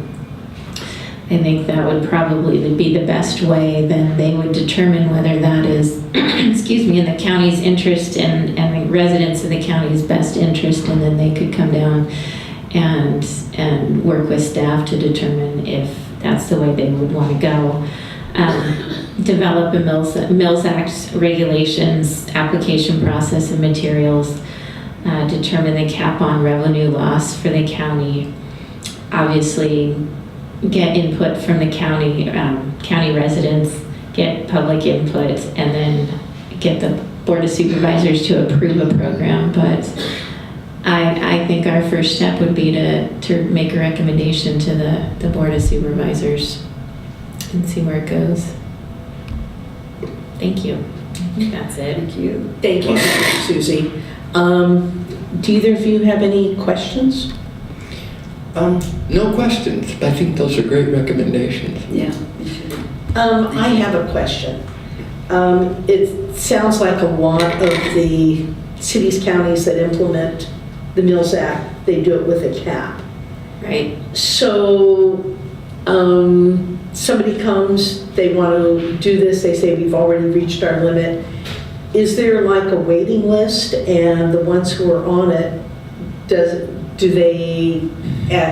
what would cause them to maybe fall off a list? Or, you know what I'm getting at is how does someone then end up saying, okay, you're the next one on the waiting list, it's been 6 years, we now have an opening that you can now apply for the Mills Act for your property? You know, I think those would be details that we would have to figure out during the process of actually drafting the regulations. I didn't get that deep into the research.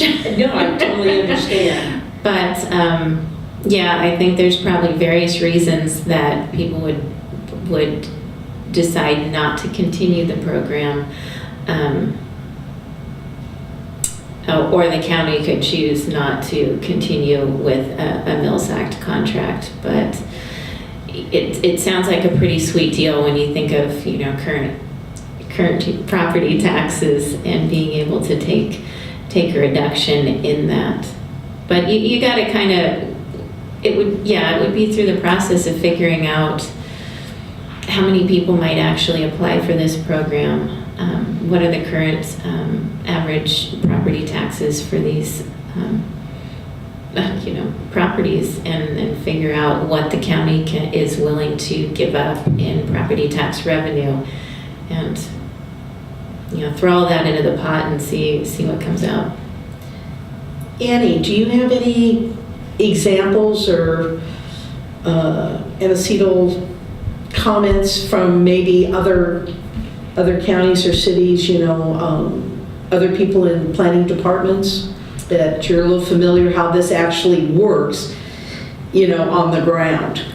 I haven't explored it in detail. I know that there would be significant staff time involved in drafting the ordinance and administering the program and doing the inspections and the steps that Susie outlined. So, that would be, and then of course the financial aspect, which, could be capped. But so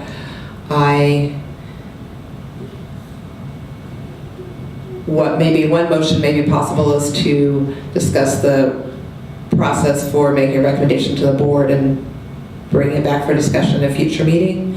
I could certainly discuss it with the planning director. I know that the county did previously have contracts for the Williamson Act, which is a similar program for agricultural properties, and the county discontinued participation in that program. So, there may be financial reasons for the board not to be able to, or choose to take this kind of approach at this time, but certainly, it's worth further exploration. So, if we were to make a motion to put on the next agenda furtheration of discussion of the Mills Act, and so what would we like to have more with feedback, I guess, or results of a meeting with the planning department on their end? What would you specifically be able to provide us? Yes, a further discussion and approach for providing a recommendation to the board. Okay. And at this point, I'm not sure if that would be the October meeting or future meeting. I know we've already mentioned several topics for discussion in October, but for a future meeting, certainly. Do you know when our October meeting is?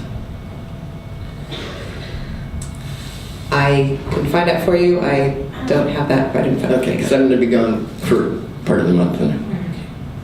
Hang on just a minute, I've got my date book. I've got October 2nd. Oh, that's perfect. For our next meeting. Okay.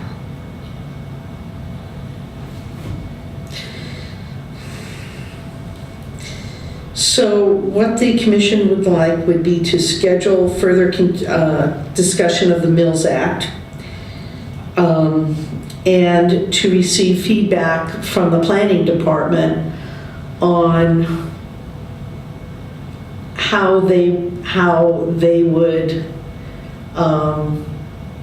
what would be various recommendations on implementing something like this, or how would they go about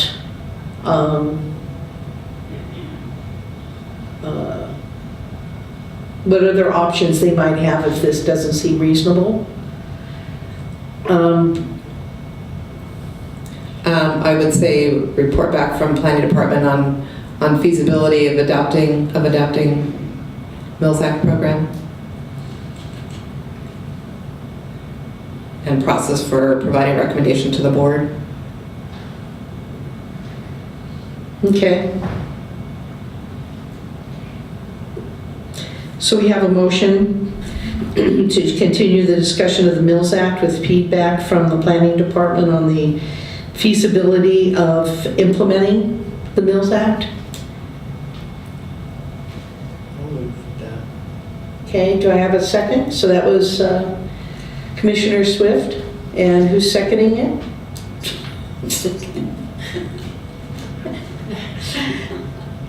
Okay, so Commissioner Jenkins second. Comments? I have a feeling of deja vu. I've been here before. We've discussed this very thing years ago. And So the Mills Act has been discussed by this commission before? Is that what you just said? oh, absolutely. What was that discussion like, and why didn't it move forward?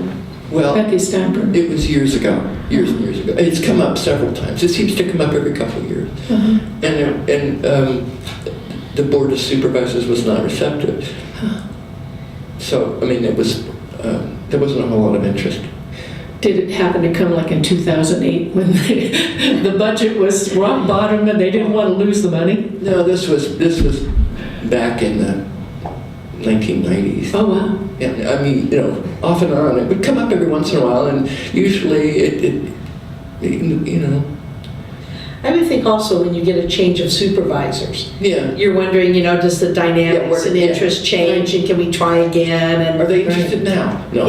That type of thing. Or a new CAO. With a whole different, maybe outlook on the county and its finances, we hope.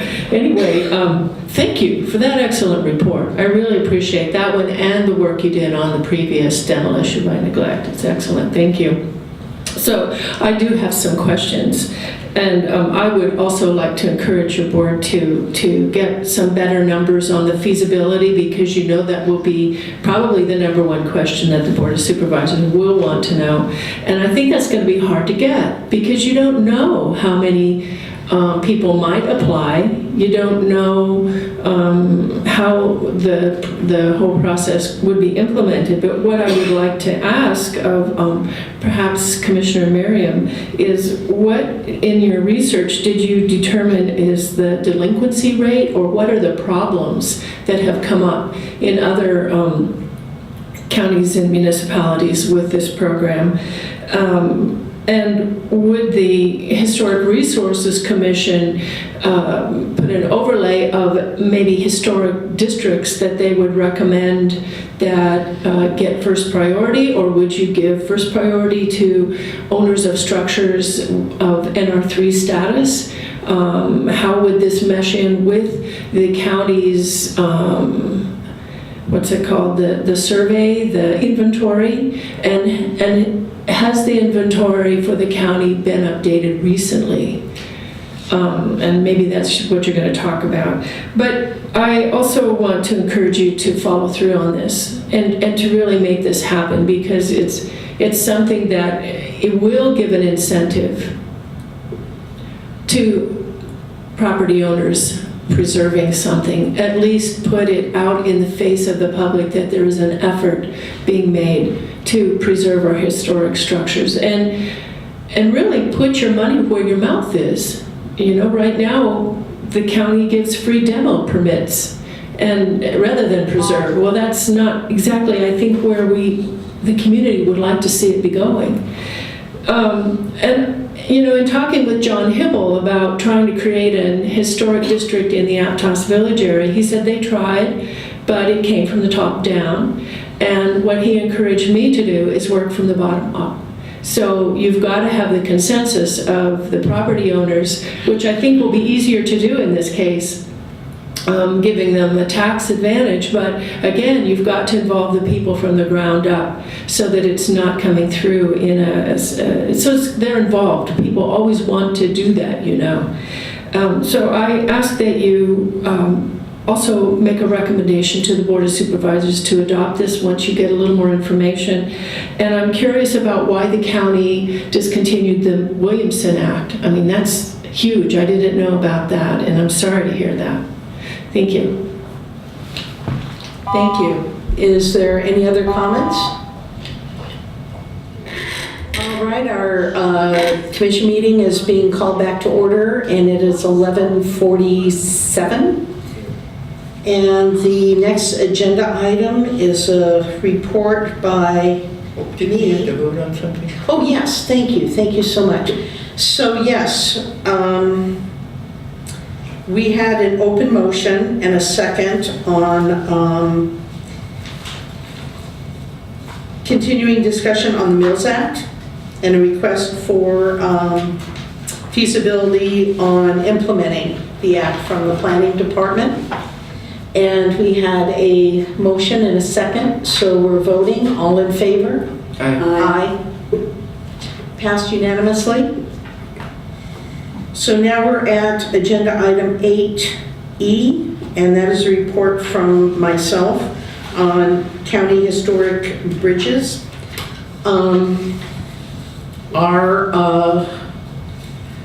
Our inventory does not include any bridges, and Barnes had brought up in the past too, to also look at them. So I was requested to find out how our bridges are being, how many bridges we have in the county, how many are historic, if there's any historic rating, how that's done, and other information. So the report I have is from a discussion with Tim Bailey of the Santa Cruz County Public Works, and then talking to Kendall Wilson of Caltrans for the district that Santa Cruz County is in. So I'm going to do just kind of a brief overview of the report that I turned in and as part of the packet. So there are 12 districts in the state that Caltrans is responsible for. They've divided the state into 12 districts.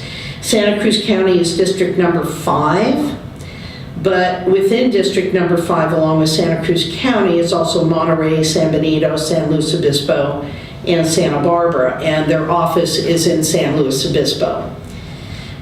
So in Santa Cruz County, there are 106 traveled bridges, which means that they're not pedestrian bridges. So Caltrans does not, for example, have the Felton Covered Bridge or the Redwood Village Covered Bridge, because those are pedestrian bridges. Of the 106, 5 are considered historically significant. Of the 5, 3 are rated a 5, so they're qualified to be on the National Register of Historic Places, and 2 are rated a 4. So they're considered significant, but the significance level has not been determined. All the rest are rated as not eligible for National Register Historic Places registration. So the first inspection was originally done in the 1930s as part of the WPA project.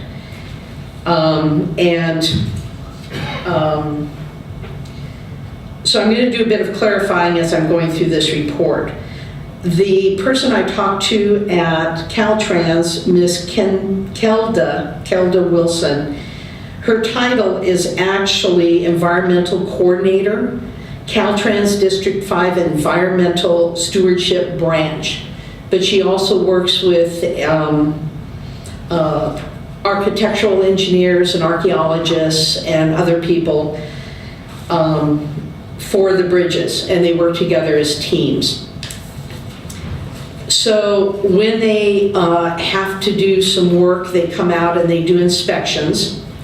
And if it's determined that a bridge is to be demolished, then they fill out a HARE report, and it's actually HAER, Historical American Engineering Resources Report. And then a copy of that is sent to the Caltrans Library, California State Preservation Officer, Historic Preservation Officer, and for our county, a copy is sent to MAW. When I talked to MAW, they weren't familiar with their form, but they do have some records, so they were going to be looking and find out if they have the forms or not. Let's see. All bridges were last researched in 2010 for updating, and they hire a professional to do this. So Caltrans does all the inspections and reviews of the bridges. The Santa Cruz County Public Works does the maintenance and the repairs. Let's see. So Caltrans follows only the federal law regarding bridges under the National Environmental Policy Act. So Caltrans inspects all bridges, including any bridges not covered by Caltrans coverage. So in other words, if there's, say, a private bridge, but it's used, and there's some concern, they will do an inspection. And then if there is repairs that are needed, Caltrans applies to the federal government. So they deal with the federal government, where Santa Cruz County Public Works follows the CEQA. And they will do the work. So the county then will apply for grant funds in addition to any federal government funds. And then they use the funds for repairs and maintenance. If a bridge under repair is listed as historically significant, the county see, I have down that I thought she told me that a qualified archaeology historian is hired through the county, but I know Caltrans also hires historians.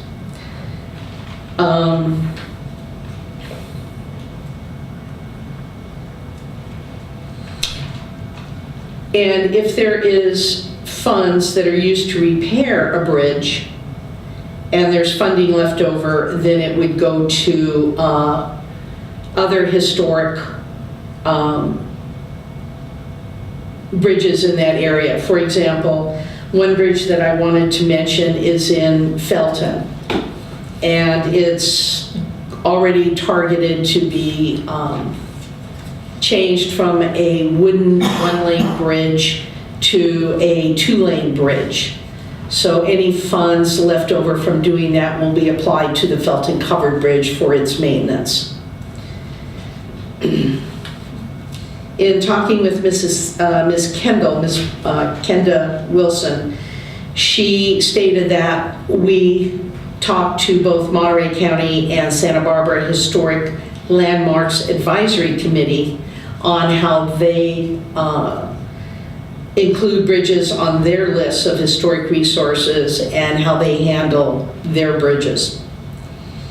But she encouraged this commission request that we add bridges to our inventory. So along with this is a spreadsheet of all the bridges listed. I would like to expand on that and be a little more clear on, especially on the location, but it has the year it was built, and then a second column when they've widened it, and there are bridges I know that our Board of Supervisors have identified as needing widening. And then I've put in bold and italics the ones that were historic.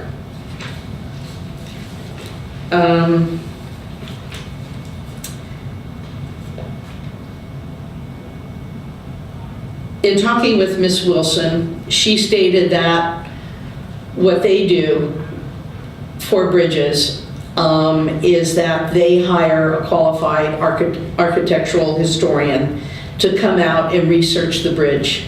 They write up a form, they do a history of it, they take pictures of it, but unfortunately with bridges, there's little repurposing that can be done, unlike buildings. There's a train station. So,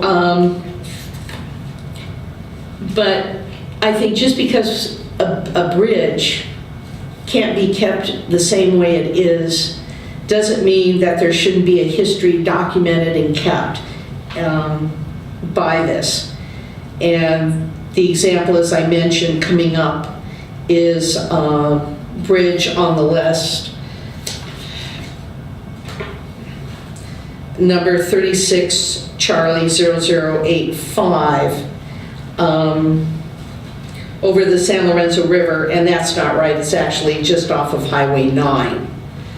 And it's a little wooden bridge, built in 1920, it's a number 2, rated a number 2, but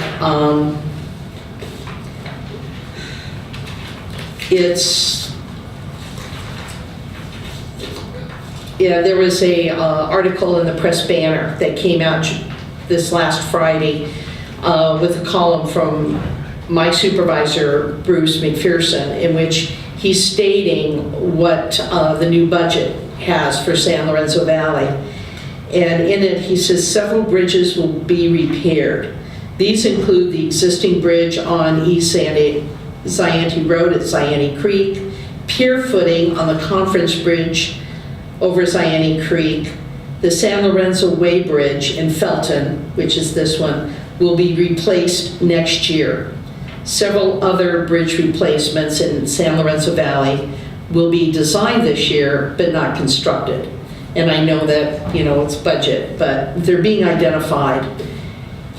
And I was curious how many of my fellow commissioners had these older one-lane bridges in their districts. Actually, there's one at the end of my road. Okay. It's not on your list. Okay. And it says one-lane road. That's the name of it. So, One-lane bridge.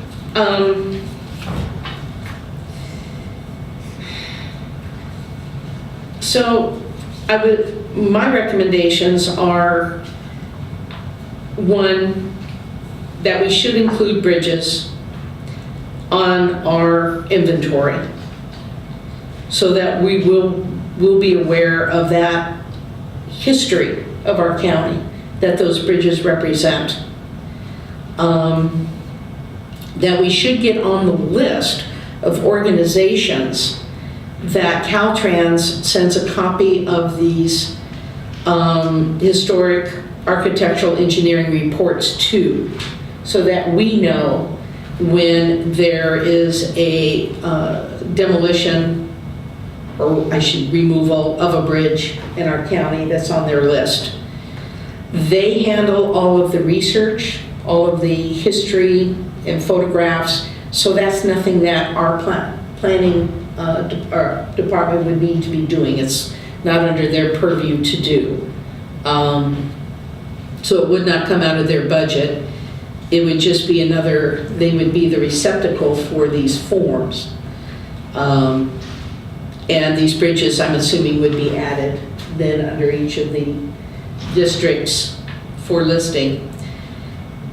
And I also would recommend that one of us, and I would volunteer, to contact the Monterey County Historic Resources Commission or Planning Department and the Santa Barbara Historic Landmarks Advisory Committee to gather more information on how they handle, what their process is, and how they handle protecting their historic bridges.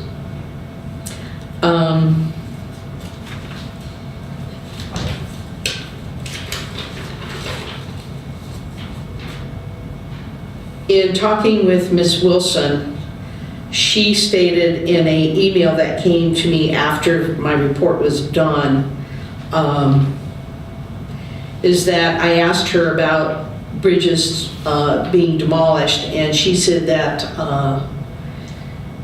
that she is not aware of any bridges that have been demolished recently. So she's assuming that these HARE documents, that we don't have any that in the right now, that could have been quite some time. And she's going to ask their architectural historian to find out recommendations where we could obtain bridge records if we don't have them here in our county. So I might have to go to the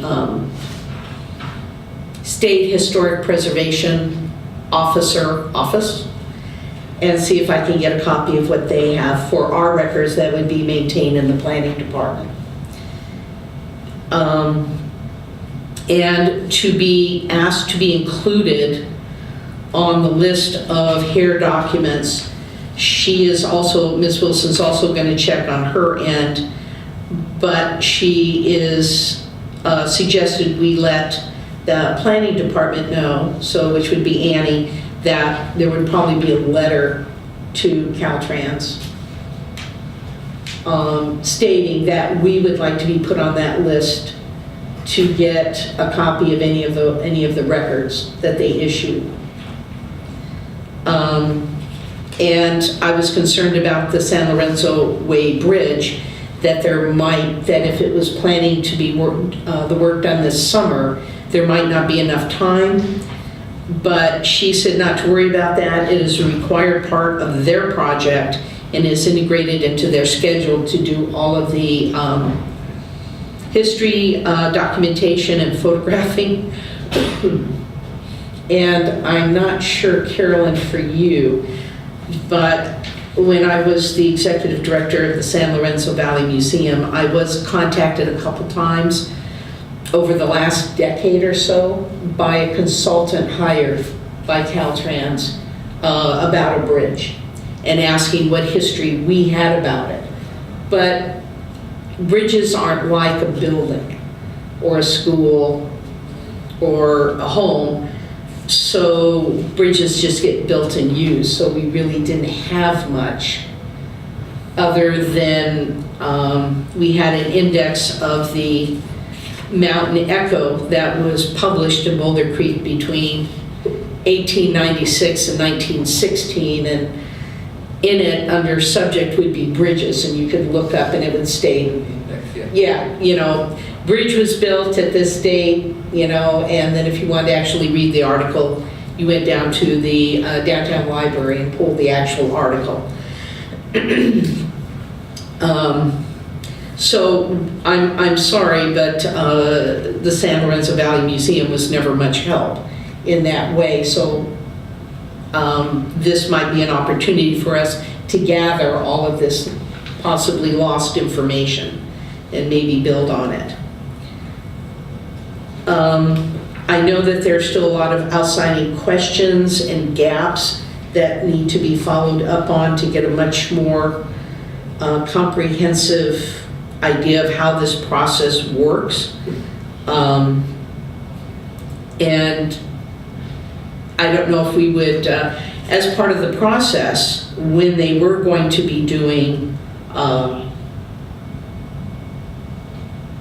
major repairs or demolition, the Public Works Department would come and make a presentation to us, just like someone else for a building.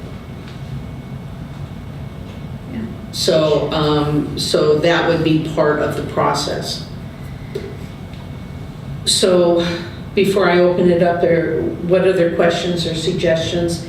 Annie, from the planning department, any suggestions, experience on your end with bridges? Yes, thank you, Linda, for the presentation. I definitely think it's an excellent suggestion that the commission receive the hair documents from Caltrans and be, provide an opportunity to comment. I think we'd have to talk with the Public Works Department in terms of making a presentation, but how that would work. But certainly having the opportunity to review the documents and comment, I think, would be valuable. In terms of adding the bridges to the inventory, I believe that was one of your recommendations. That would require like all of the documents, all of the resources in our inventory, there's the required to prepare a DPR form by a qualified consultant. So that process would require funding. And I guess the thought that occurs to me is these bridges already have some sort of level of protection because they're recognized by Caltrans, and then they go through the federal NEPA process as well as CEQA. So I don't know if that would be a priority in terms of, when we do get funding for a survey, whether, I guess that would be the commission decide what would receive priority, but that may not be, there may be other resources that we'd want to prioritize surveying. So So that's one thought. I think it would be excellent to talk with Monterey County and Santa Barbara counties about, their process for working with bridges. Yes, those are my thoughts. So, it sounds like one of my action items then would be to go back and to talk with Ms. Wilson and find out what kind of documentation they have for these bridges, since according to her, there was an initial inspection as of 1930. What did that entail? What kind of forms were filled out at that point? Which might help us. But I concur with what you're saying, is that we rely on DPR forms, and if there are no DPR forms on a bridge, they can't be added to our inventory until the DPR is filled out. That's correct, by a qualified historian or architectural historian.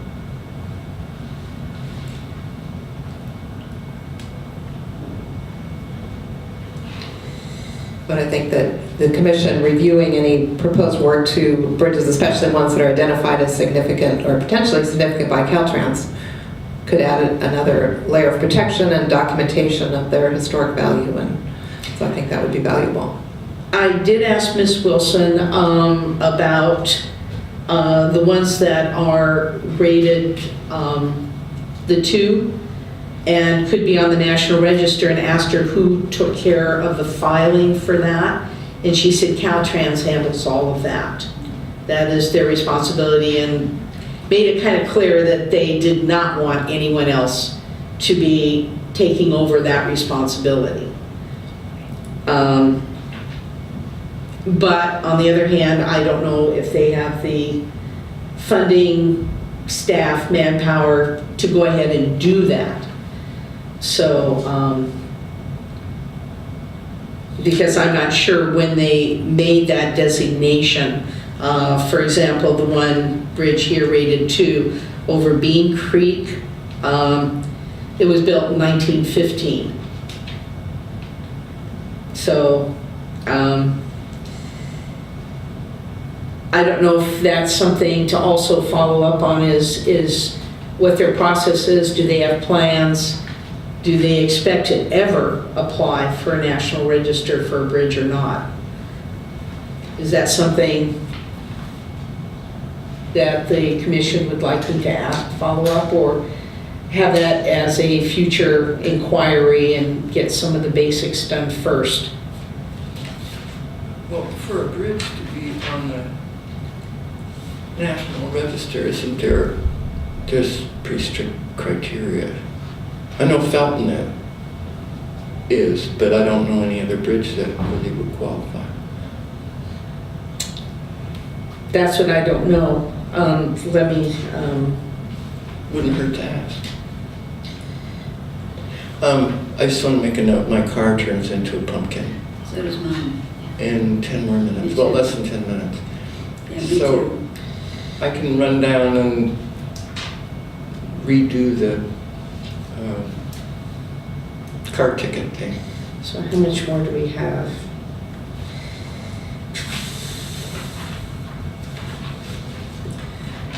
My comments for item F are fairly brief, I think.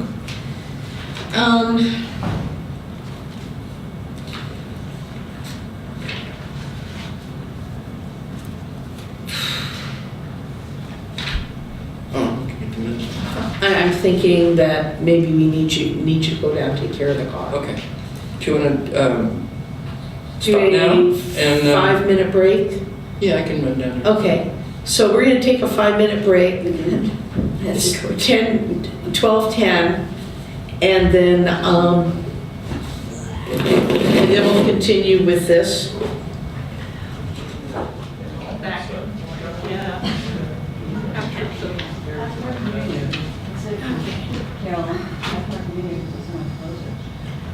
so yeah, I've got 30 minutes. Okay, so the meeting is now back to order at 12:25, and we're continuing the discussion on the report on Santa Cruz County bridges. There were some questions and action items. So I took down an action item to contact Kelda Wilson at Caltrans again and to get more information on her process up there, to ask her one, what form does Caltrans use when they're doing a historical rating of the bridges, and to see if I can't obtain copies of that for our 5 historic bridges, and also talk to her about getting a copy of all of the documentation for each bridge, find out exactly what it is. I mean, if it's a big binder on every bridge, I don't think I want that, but to be able to pull the essence or the most important information.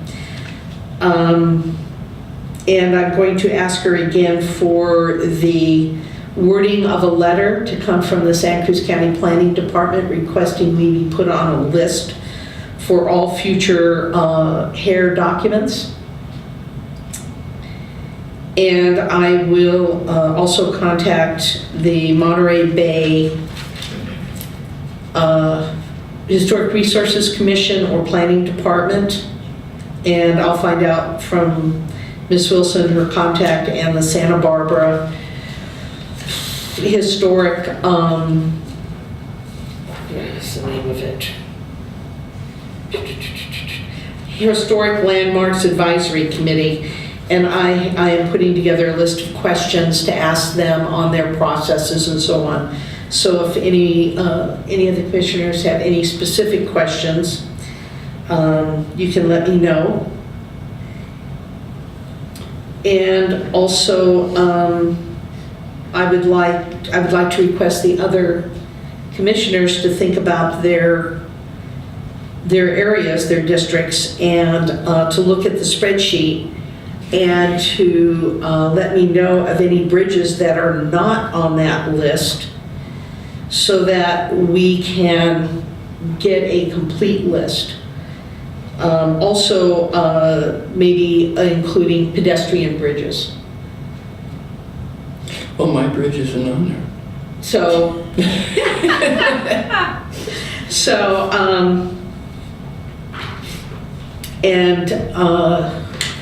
then I would like to propose that I do another report at a future meeting on this, so we can continue the discussion, but at least start making some headway on gathering more complete information. I'd like to thank Linda for such a great bridge report, and your recommendations are good ones, I think. And Annie sort of said that there was one recommendation that wasn't so great for the planning department, which was including an inventory, so we are aware of that history. You said that that would include work and money for the planning department, right? To formally add them to our inventory, yes, would be a process that would require preparation of forms by a consultant and taking them to board to be adopted. But as I mentioned, I think that there is quite a bit of protection because Caltrans does have this, research, and they do environmental review for the bridges. Right, well, I think that maybe we could hear some more about it, what we learned from, Santa Barbara, Monterey, and stuff at a later meeting. It'd be great. Thank you. Thank you. Thank you. Thank you. Thank you.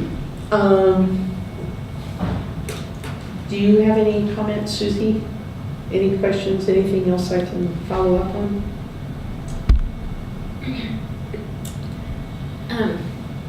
I like the report. I think it's important for us to definitely be aware of the NR2, the more significant bridges in the county. Right. But I would caution against creating additional layers of bureaucracy. Mm-hmm. Absolutely. But yeah, let's look at the reports and see what Caltrans actually has. I know you're going over to the mall later to take a look, and let's revisit next meeting and Okay. Super. see what you got. Super duper. Any public comments on this agenda topic? Becky Steinbrenner, thank you for this report and your thoroughness. I appreciate your work. I just have questions about some acronyms that I've heard that I don't understand. What is a DPR? Department of Parks and Rec. Thank you. And that's as I take it, the report that has to be developed to determine historic significance of a structure or a bridge. Is that what it is? That's essentially the form that the information is put on. So I'm trying to there's that one out there. This is a DPR form. Okay. So it's just a standard form that's used at the state level. Okay, thank you. And what is MA? Is that Museum of Art and History? Yes. Okay, thank you. I am curious about the Aptos Creek Bridge. The signs on the bridge say it is an historic bridge. Is it on the registry already? I thought that it was. I can answer that question if you like. Please. There's an attachment on the back table as well that lists the bridges in the county that are on the local historic resources inventory. Aptos Creek Bridge is included in the inventory as an NR3 resource. I see that. So do bridges have the same rating system as structures? So an NR3 would mean it's eligible for being registered in the state and national registry? What NR3 actually means is a property determined to be eligible for listing by the Historic Resources Commission. But what I'm hearing is that Caltrans is the one that does that. Is that what I understood? Yeah, Caltrans does, essentially anytime Caltrans is coming through and working on roads or bridges, they have to do historic research for all those. So Caltrans actually has a large department of historic consultants working within. Actually, 2 of my classmates from grad school went to work for Caltrans for several years. Yeah. Okay. But doesn't this list we have, if there's a DPR form on a bridge, there's one for all these bridges on the short list? Correct. Yeah, the bridges on this list are bridges that the Board of Supervisors has designated as significant and included in our local historic resources inventory. Caltrans maintains their own list. So there is a DPR on the Aptos Creek Bridge? Correct. Okay, and so Caltrans has that, or who has the DPR for the Aptos Creek Bridge? Well, The county. The county Public Works? Planning Department. Planning Department, okay, thank you.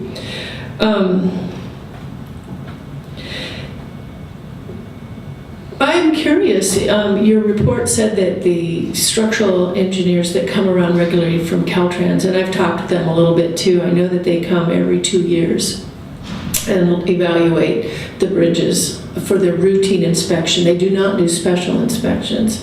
The 2013 routine inspection that Caltrans did for the Aptos Creek Bridge recommended that that bridge be inspected by structural engineers after major storm events and closed if needed, because they saw in 2013 evidence of scouring and erosion at the pinnings.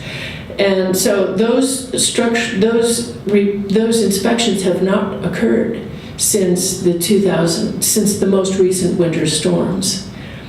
And I've submitted a Public Records Act request of Department of Public Works. There has been an inspection that documents severe erosion at the abutments, but there's been no formal evaluation by a qualified structural engineer of the safety of the bridge. And so again, I want to repeat what Mr. Lindstrom has said, is that here we have concrete trucks, construction trucks, large vehicles going over that bridge. I have watched them, concrete trucks go over at the rate of 1 every 10 to 15 minutes, all day long, multiple days in a row.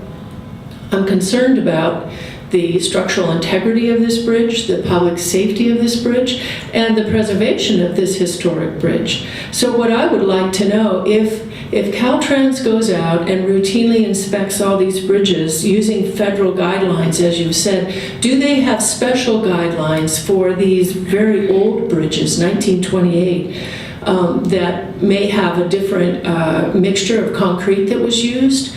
The Aptos Creek Bridge has ivy growing up from the base up the pillars and up the top, which is known with its acids that penetrate the concrete, that it disintegrates the integrity of the concrete.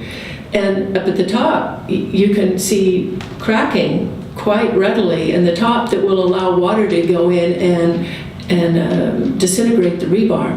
So how does the Historic Resources Commission work with the Caltrans engineers that will be coming in September of this year to do their routine inspection and ask them to consider the historic preservation of the bridge in its integrity structurally and the construction traffic that's on it and its current state? Can you do that?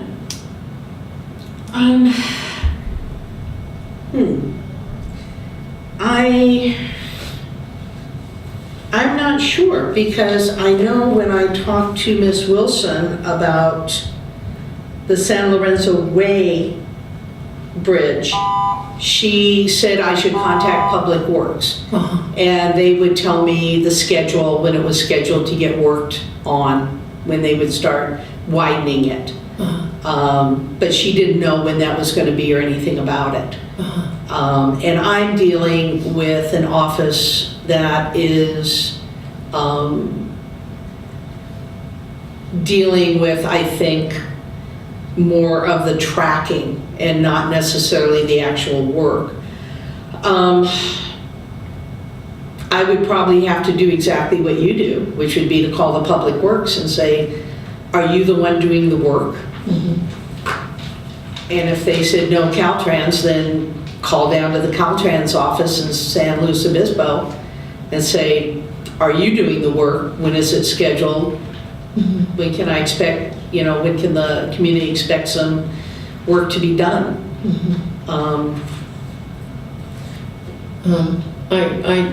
All I know is that Caltrans routinely every 2 years inspects the bridge, and it is due to be inspected in September of this year. There are, at the 2015 inspections, there were no weight restrictions placed on the bridge at that time. But I'm not sure that Caltrans at that time knew about the impending construction project of the Aptos Village project and also the repairs going on for Valencia Road and all that is going on with that heavy construction equipment. So what I want to just make sure is that someone's looking out for the bridge, for preserving its historic and structural integrity, and for the public safety. Because I'm seeing, at eye level, I'm seeing that the Aptos Creek Bridge is cracking and it's covered with ivy and it's getting a lot of abuse. It almost goes back to Commissioner Merriam's presentation on demolition by neglect and abuse. And I don't want people to get hurt if it fails catastrophically, and I don't want to lose that bridge because I know how historically important it is for Aptos Village. I mean, that paved the way for things to really change in Aptos Village, which was known before that as Sandy Leiden says, Los Pasos Dos Malos, the two bad passes, because you had to ford the creek in a couple different ways. So it's got a lot of historic importance for Aptos, and it's well documented in the historic chronicles of the county. So I don't want to lose it. I don't want people to get hurt, and I would like to ask your commission, you're going to get further with Public Works than I am, let me tell you that. If you please check up on this. The structural integrity must be examined and to possibly put a weight limit on that old bridge.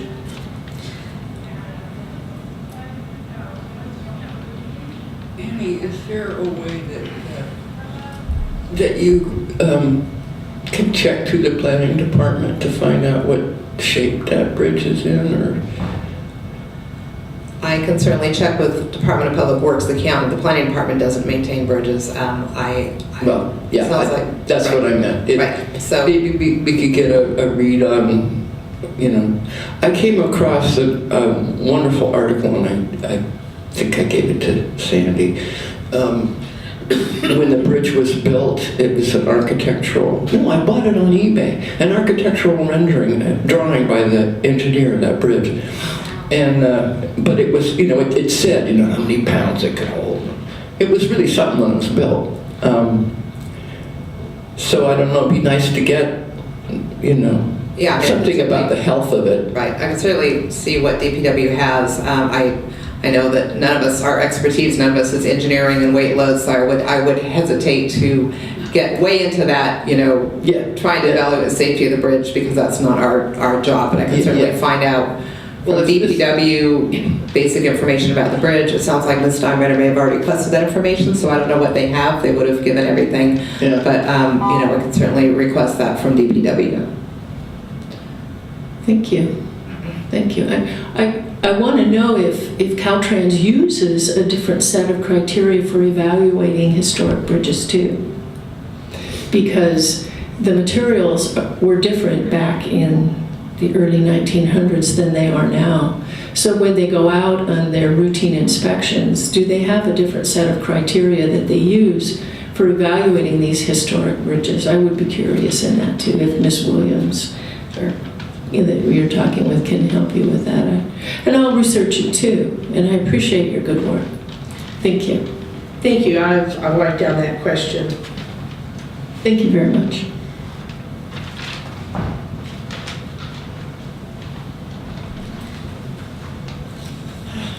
Hi, Gary Lindstrom, Aptos. First, I want to thank Becky for asking several of my questions about the bridge.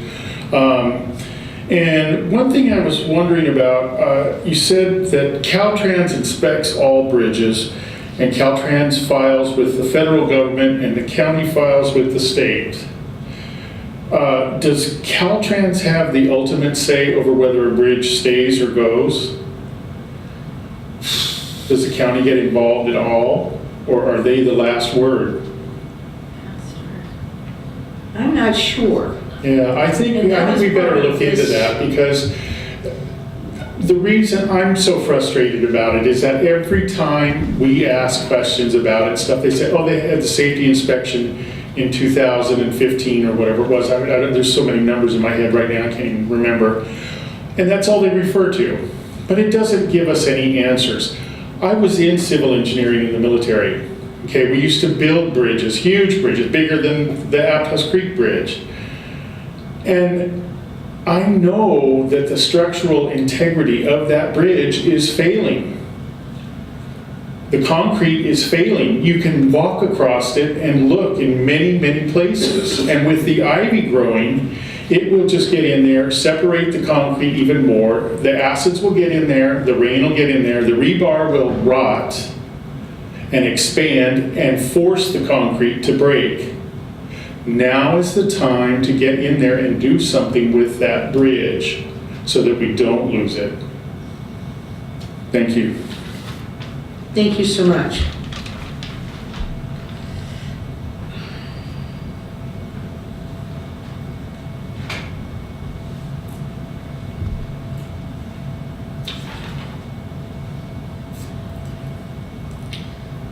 Sorry, I'm writing down what you were saying.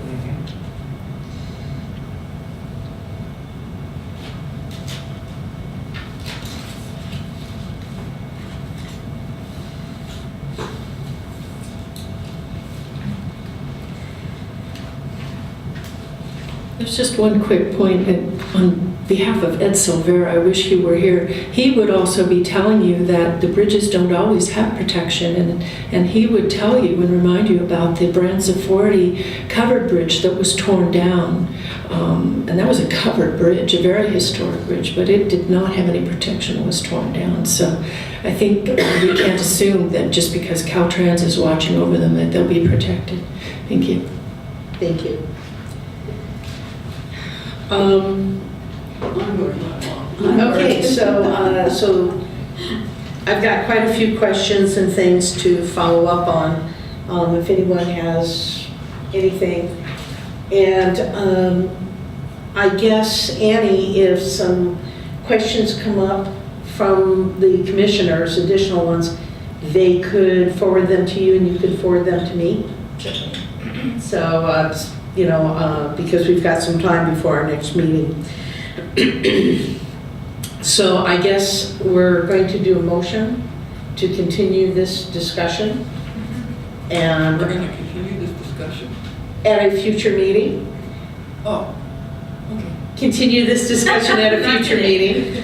And that I've volunteered to follow up on several action items from questions and discussion that we've had, both from the commissioners, the planning department, and the public.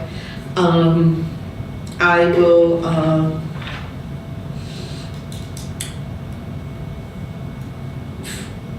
I'm debating whether I want to volunteer to put together a Rev 1 of this report and put more in it. But yeah, I can put together another report, make it Rev 1 with the additional information that I get. Is there any other part of this motion that I'm missing? Okay, so who would like to make that motion? She would. I move that we continue the discussion on bridges to a future meeting. Okay, I'll second that. all right. And we've had our public comment, so all in favor? Aye. Aye. Passed unanimously. All right, then moving on to 8F, review and prioritize commission goals for this year as provided in our January meeting minutes. And I believe, Annie? Yes, so these were goals that the commission identified in the January 23rd, 2017 minutes. And want to make sure we keep track of these and don't lose them on our list. The first is research training opportunities for the year. We had talked about the possibility of inviting SHPO staff to present to the commission or partnering with the city on public workshops. I did contact the city. They are not, I don't believe they've done a training. They don't have any ideas for future trainings. I have been following the California Preservation Foundation website for trainings. I haven't identified one yet that seems like it would be interesting. I'm hoping something will come up. I know that we all prefer to go to an actual training rather than doing a webinar. So. Item B, consider cleanup of inventory to identify buildings whose condition may have changed since the last inventory update and to correct information in the inventory. I do believe this is important. I'd like to put together a list of corrections needed and bring it to a future meeting, either in October or January. The third item, discuss demolition and partial demolition, including a review of code requirements, scope of the Historic Resources Commission authority, and how best to describe projects involving demolition to the public. I'd still like to have this scheduled for a future meeting. And then continue to work on the watch list. And it sounds like we may have some bridges possibly to add to that, so I'd like to add that to our next meeting agenda, bring the watch list, and then we can review what we have on there currently and see if we have any additions.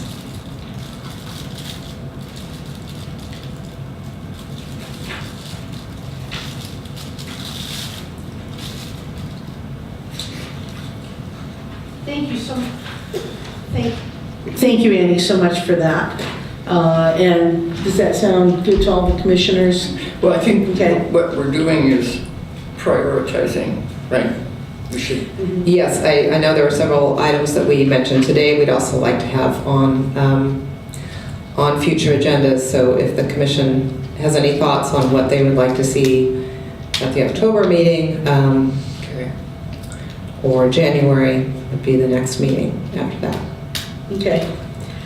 And then AG, report back on staff goals for year. Wait a minute. How'd you get there?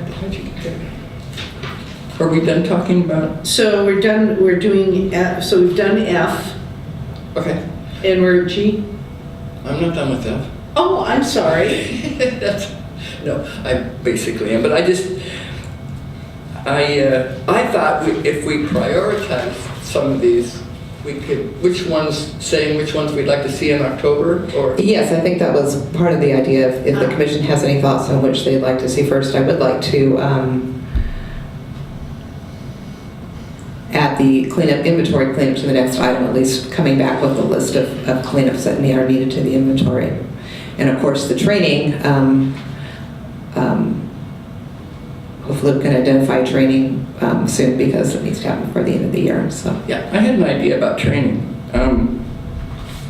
Years ago, the city of Santa Cruz had a consultant who was also an architect give a talk, and it was terrific. It was very, very helpful. And on this commission, there used to always be an architect, and there's no architect anymore. And it would be, I think, good for us to hear how architects are handling historic preservation, and because I know that's changed. I mean, it's architects have an approach to historic preservation, and the one that gave that talk was Leslie Dill of Archives and Architecture, and her firm now handles the consulting for the city of Capitola. And then one of their former members, I think, is on the Historic Commission for Santa Cruz, Jessica Cruz. So having somebody like that, I think, would be easier than trying to get us, I don't know, would that qualify as a training? yeah, I think that's a nice idea. And we could even have them tailor the discussion to, the commission's interest and Something relevant to. yeah. Or. Right, and we could pay them a small fee, which is, our training budget for the year, so we could put that towards having someone come and give a talk if they charge a fee. I think that's good. When I went, it lasted about an hour, and I went to the city of Santa Cruz. It was just fascinating. It was like I really got a lot out of it. It was short. It was very much to the point locally. Something like that would be good. Right, yeah, focusing on local architecture, that's a great idea. Okay. Sounds good. Great suggestion. So then, so for these three, we've got 4 items. So what do we want to put down as we're prioritizing? These 4. So what would we want, what do we feel is the most important for us to continue with or address? Well, some of these we can do on our own, cleaning up the inventory. I've got one. And, like just going through and going, well, that's not correct. We go through our own section. So is that, would that be all right with you if we took our own district sections and made what changes we could? I mean, well, the easiest one is owners. Well, also, I think if we went through and said, in my section, these buildings don't exist anymore, I did that once for the city of Capitola. They had a survey, and we went around and said, oh, look what's not there. They've been torn down for one reason or another. Yeah, certainly staff could assist with this process, definitely. Ultimately, it would be going to the board to approve the changes to the inventory, but yes, that would certainly be. Well, I was just thinking, even if you had information from us and you weren't able to do anything with it right away, it would still be a research that would be. So basically, we could make a copy of our sheets and then mark them up with what changes and then give them to the planning department, or would you want them some other way? That would be very helpful if each commissioner can review the properties in their district. And provide some sources.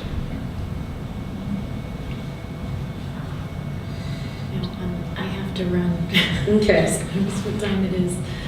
Me too. Review it. One option too would be for me to work with the chair, given all the topics we have on the agenda, to determine the best agenda for the next meeting, if that's, Yeah. Yeah, Okay. that's fine. Okay. Perfect. I just have a quick question. Where can the public find the county's registry of, you're each going to look at this in your own district, but where can the public view this county compilation of historic buildings and things? I can make a binder available to you to view. Oh, thank you. Does that have to be requested in a certain way, or is it available in the planning department? It's available in the planning department.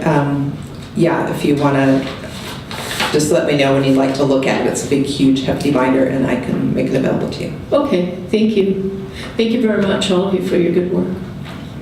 Thank you. All right, then, if there's anything else, I guess we'll adjourn the meeting. Adjourn the meeting, thank you. And what was left that we didn't get to was number G, report back on staff goals for the year. Yes, do we have a motion to continue that item, to adjourn that item to the next meeting? I'll second.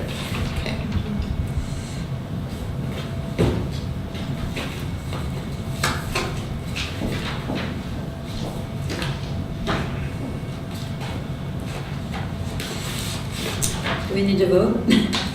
Oh, yes. So we're adjourning at 12:50, I can't quite tell, 57? Yeah, 57. That's right. That's close. I think what Ann pointed out was there was, I believe, no vote on the motion to adjourn item G to the next agenda. Yeah. Yeah, we need to vote on that. Aye. Aye. Wow.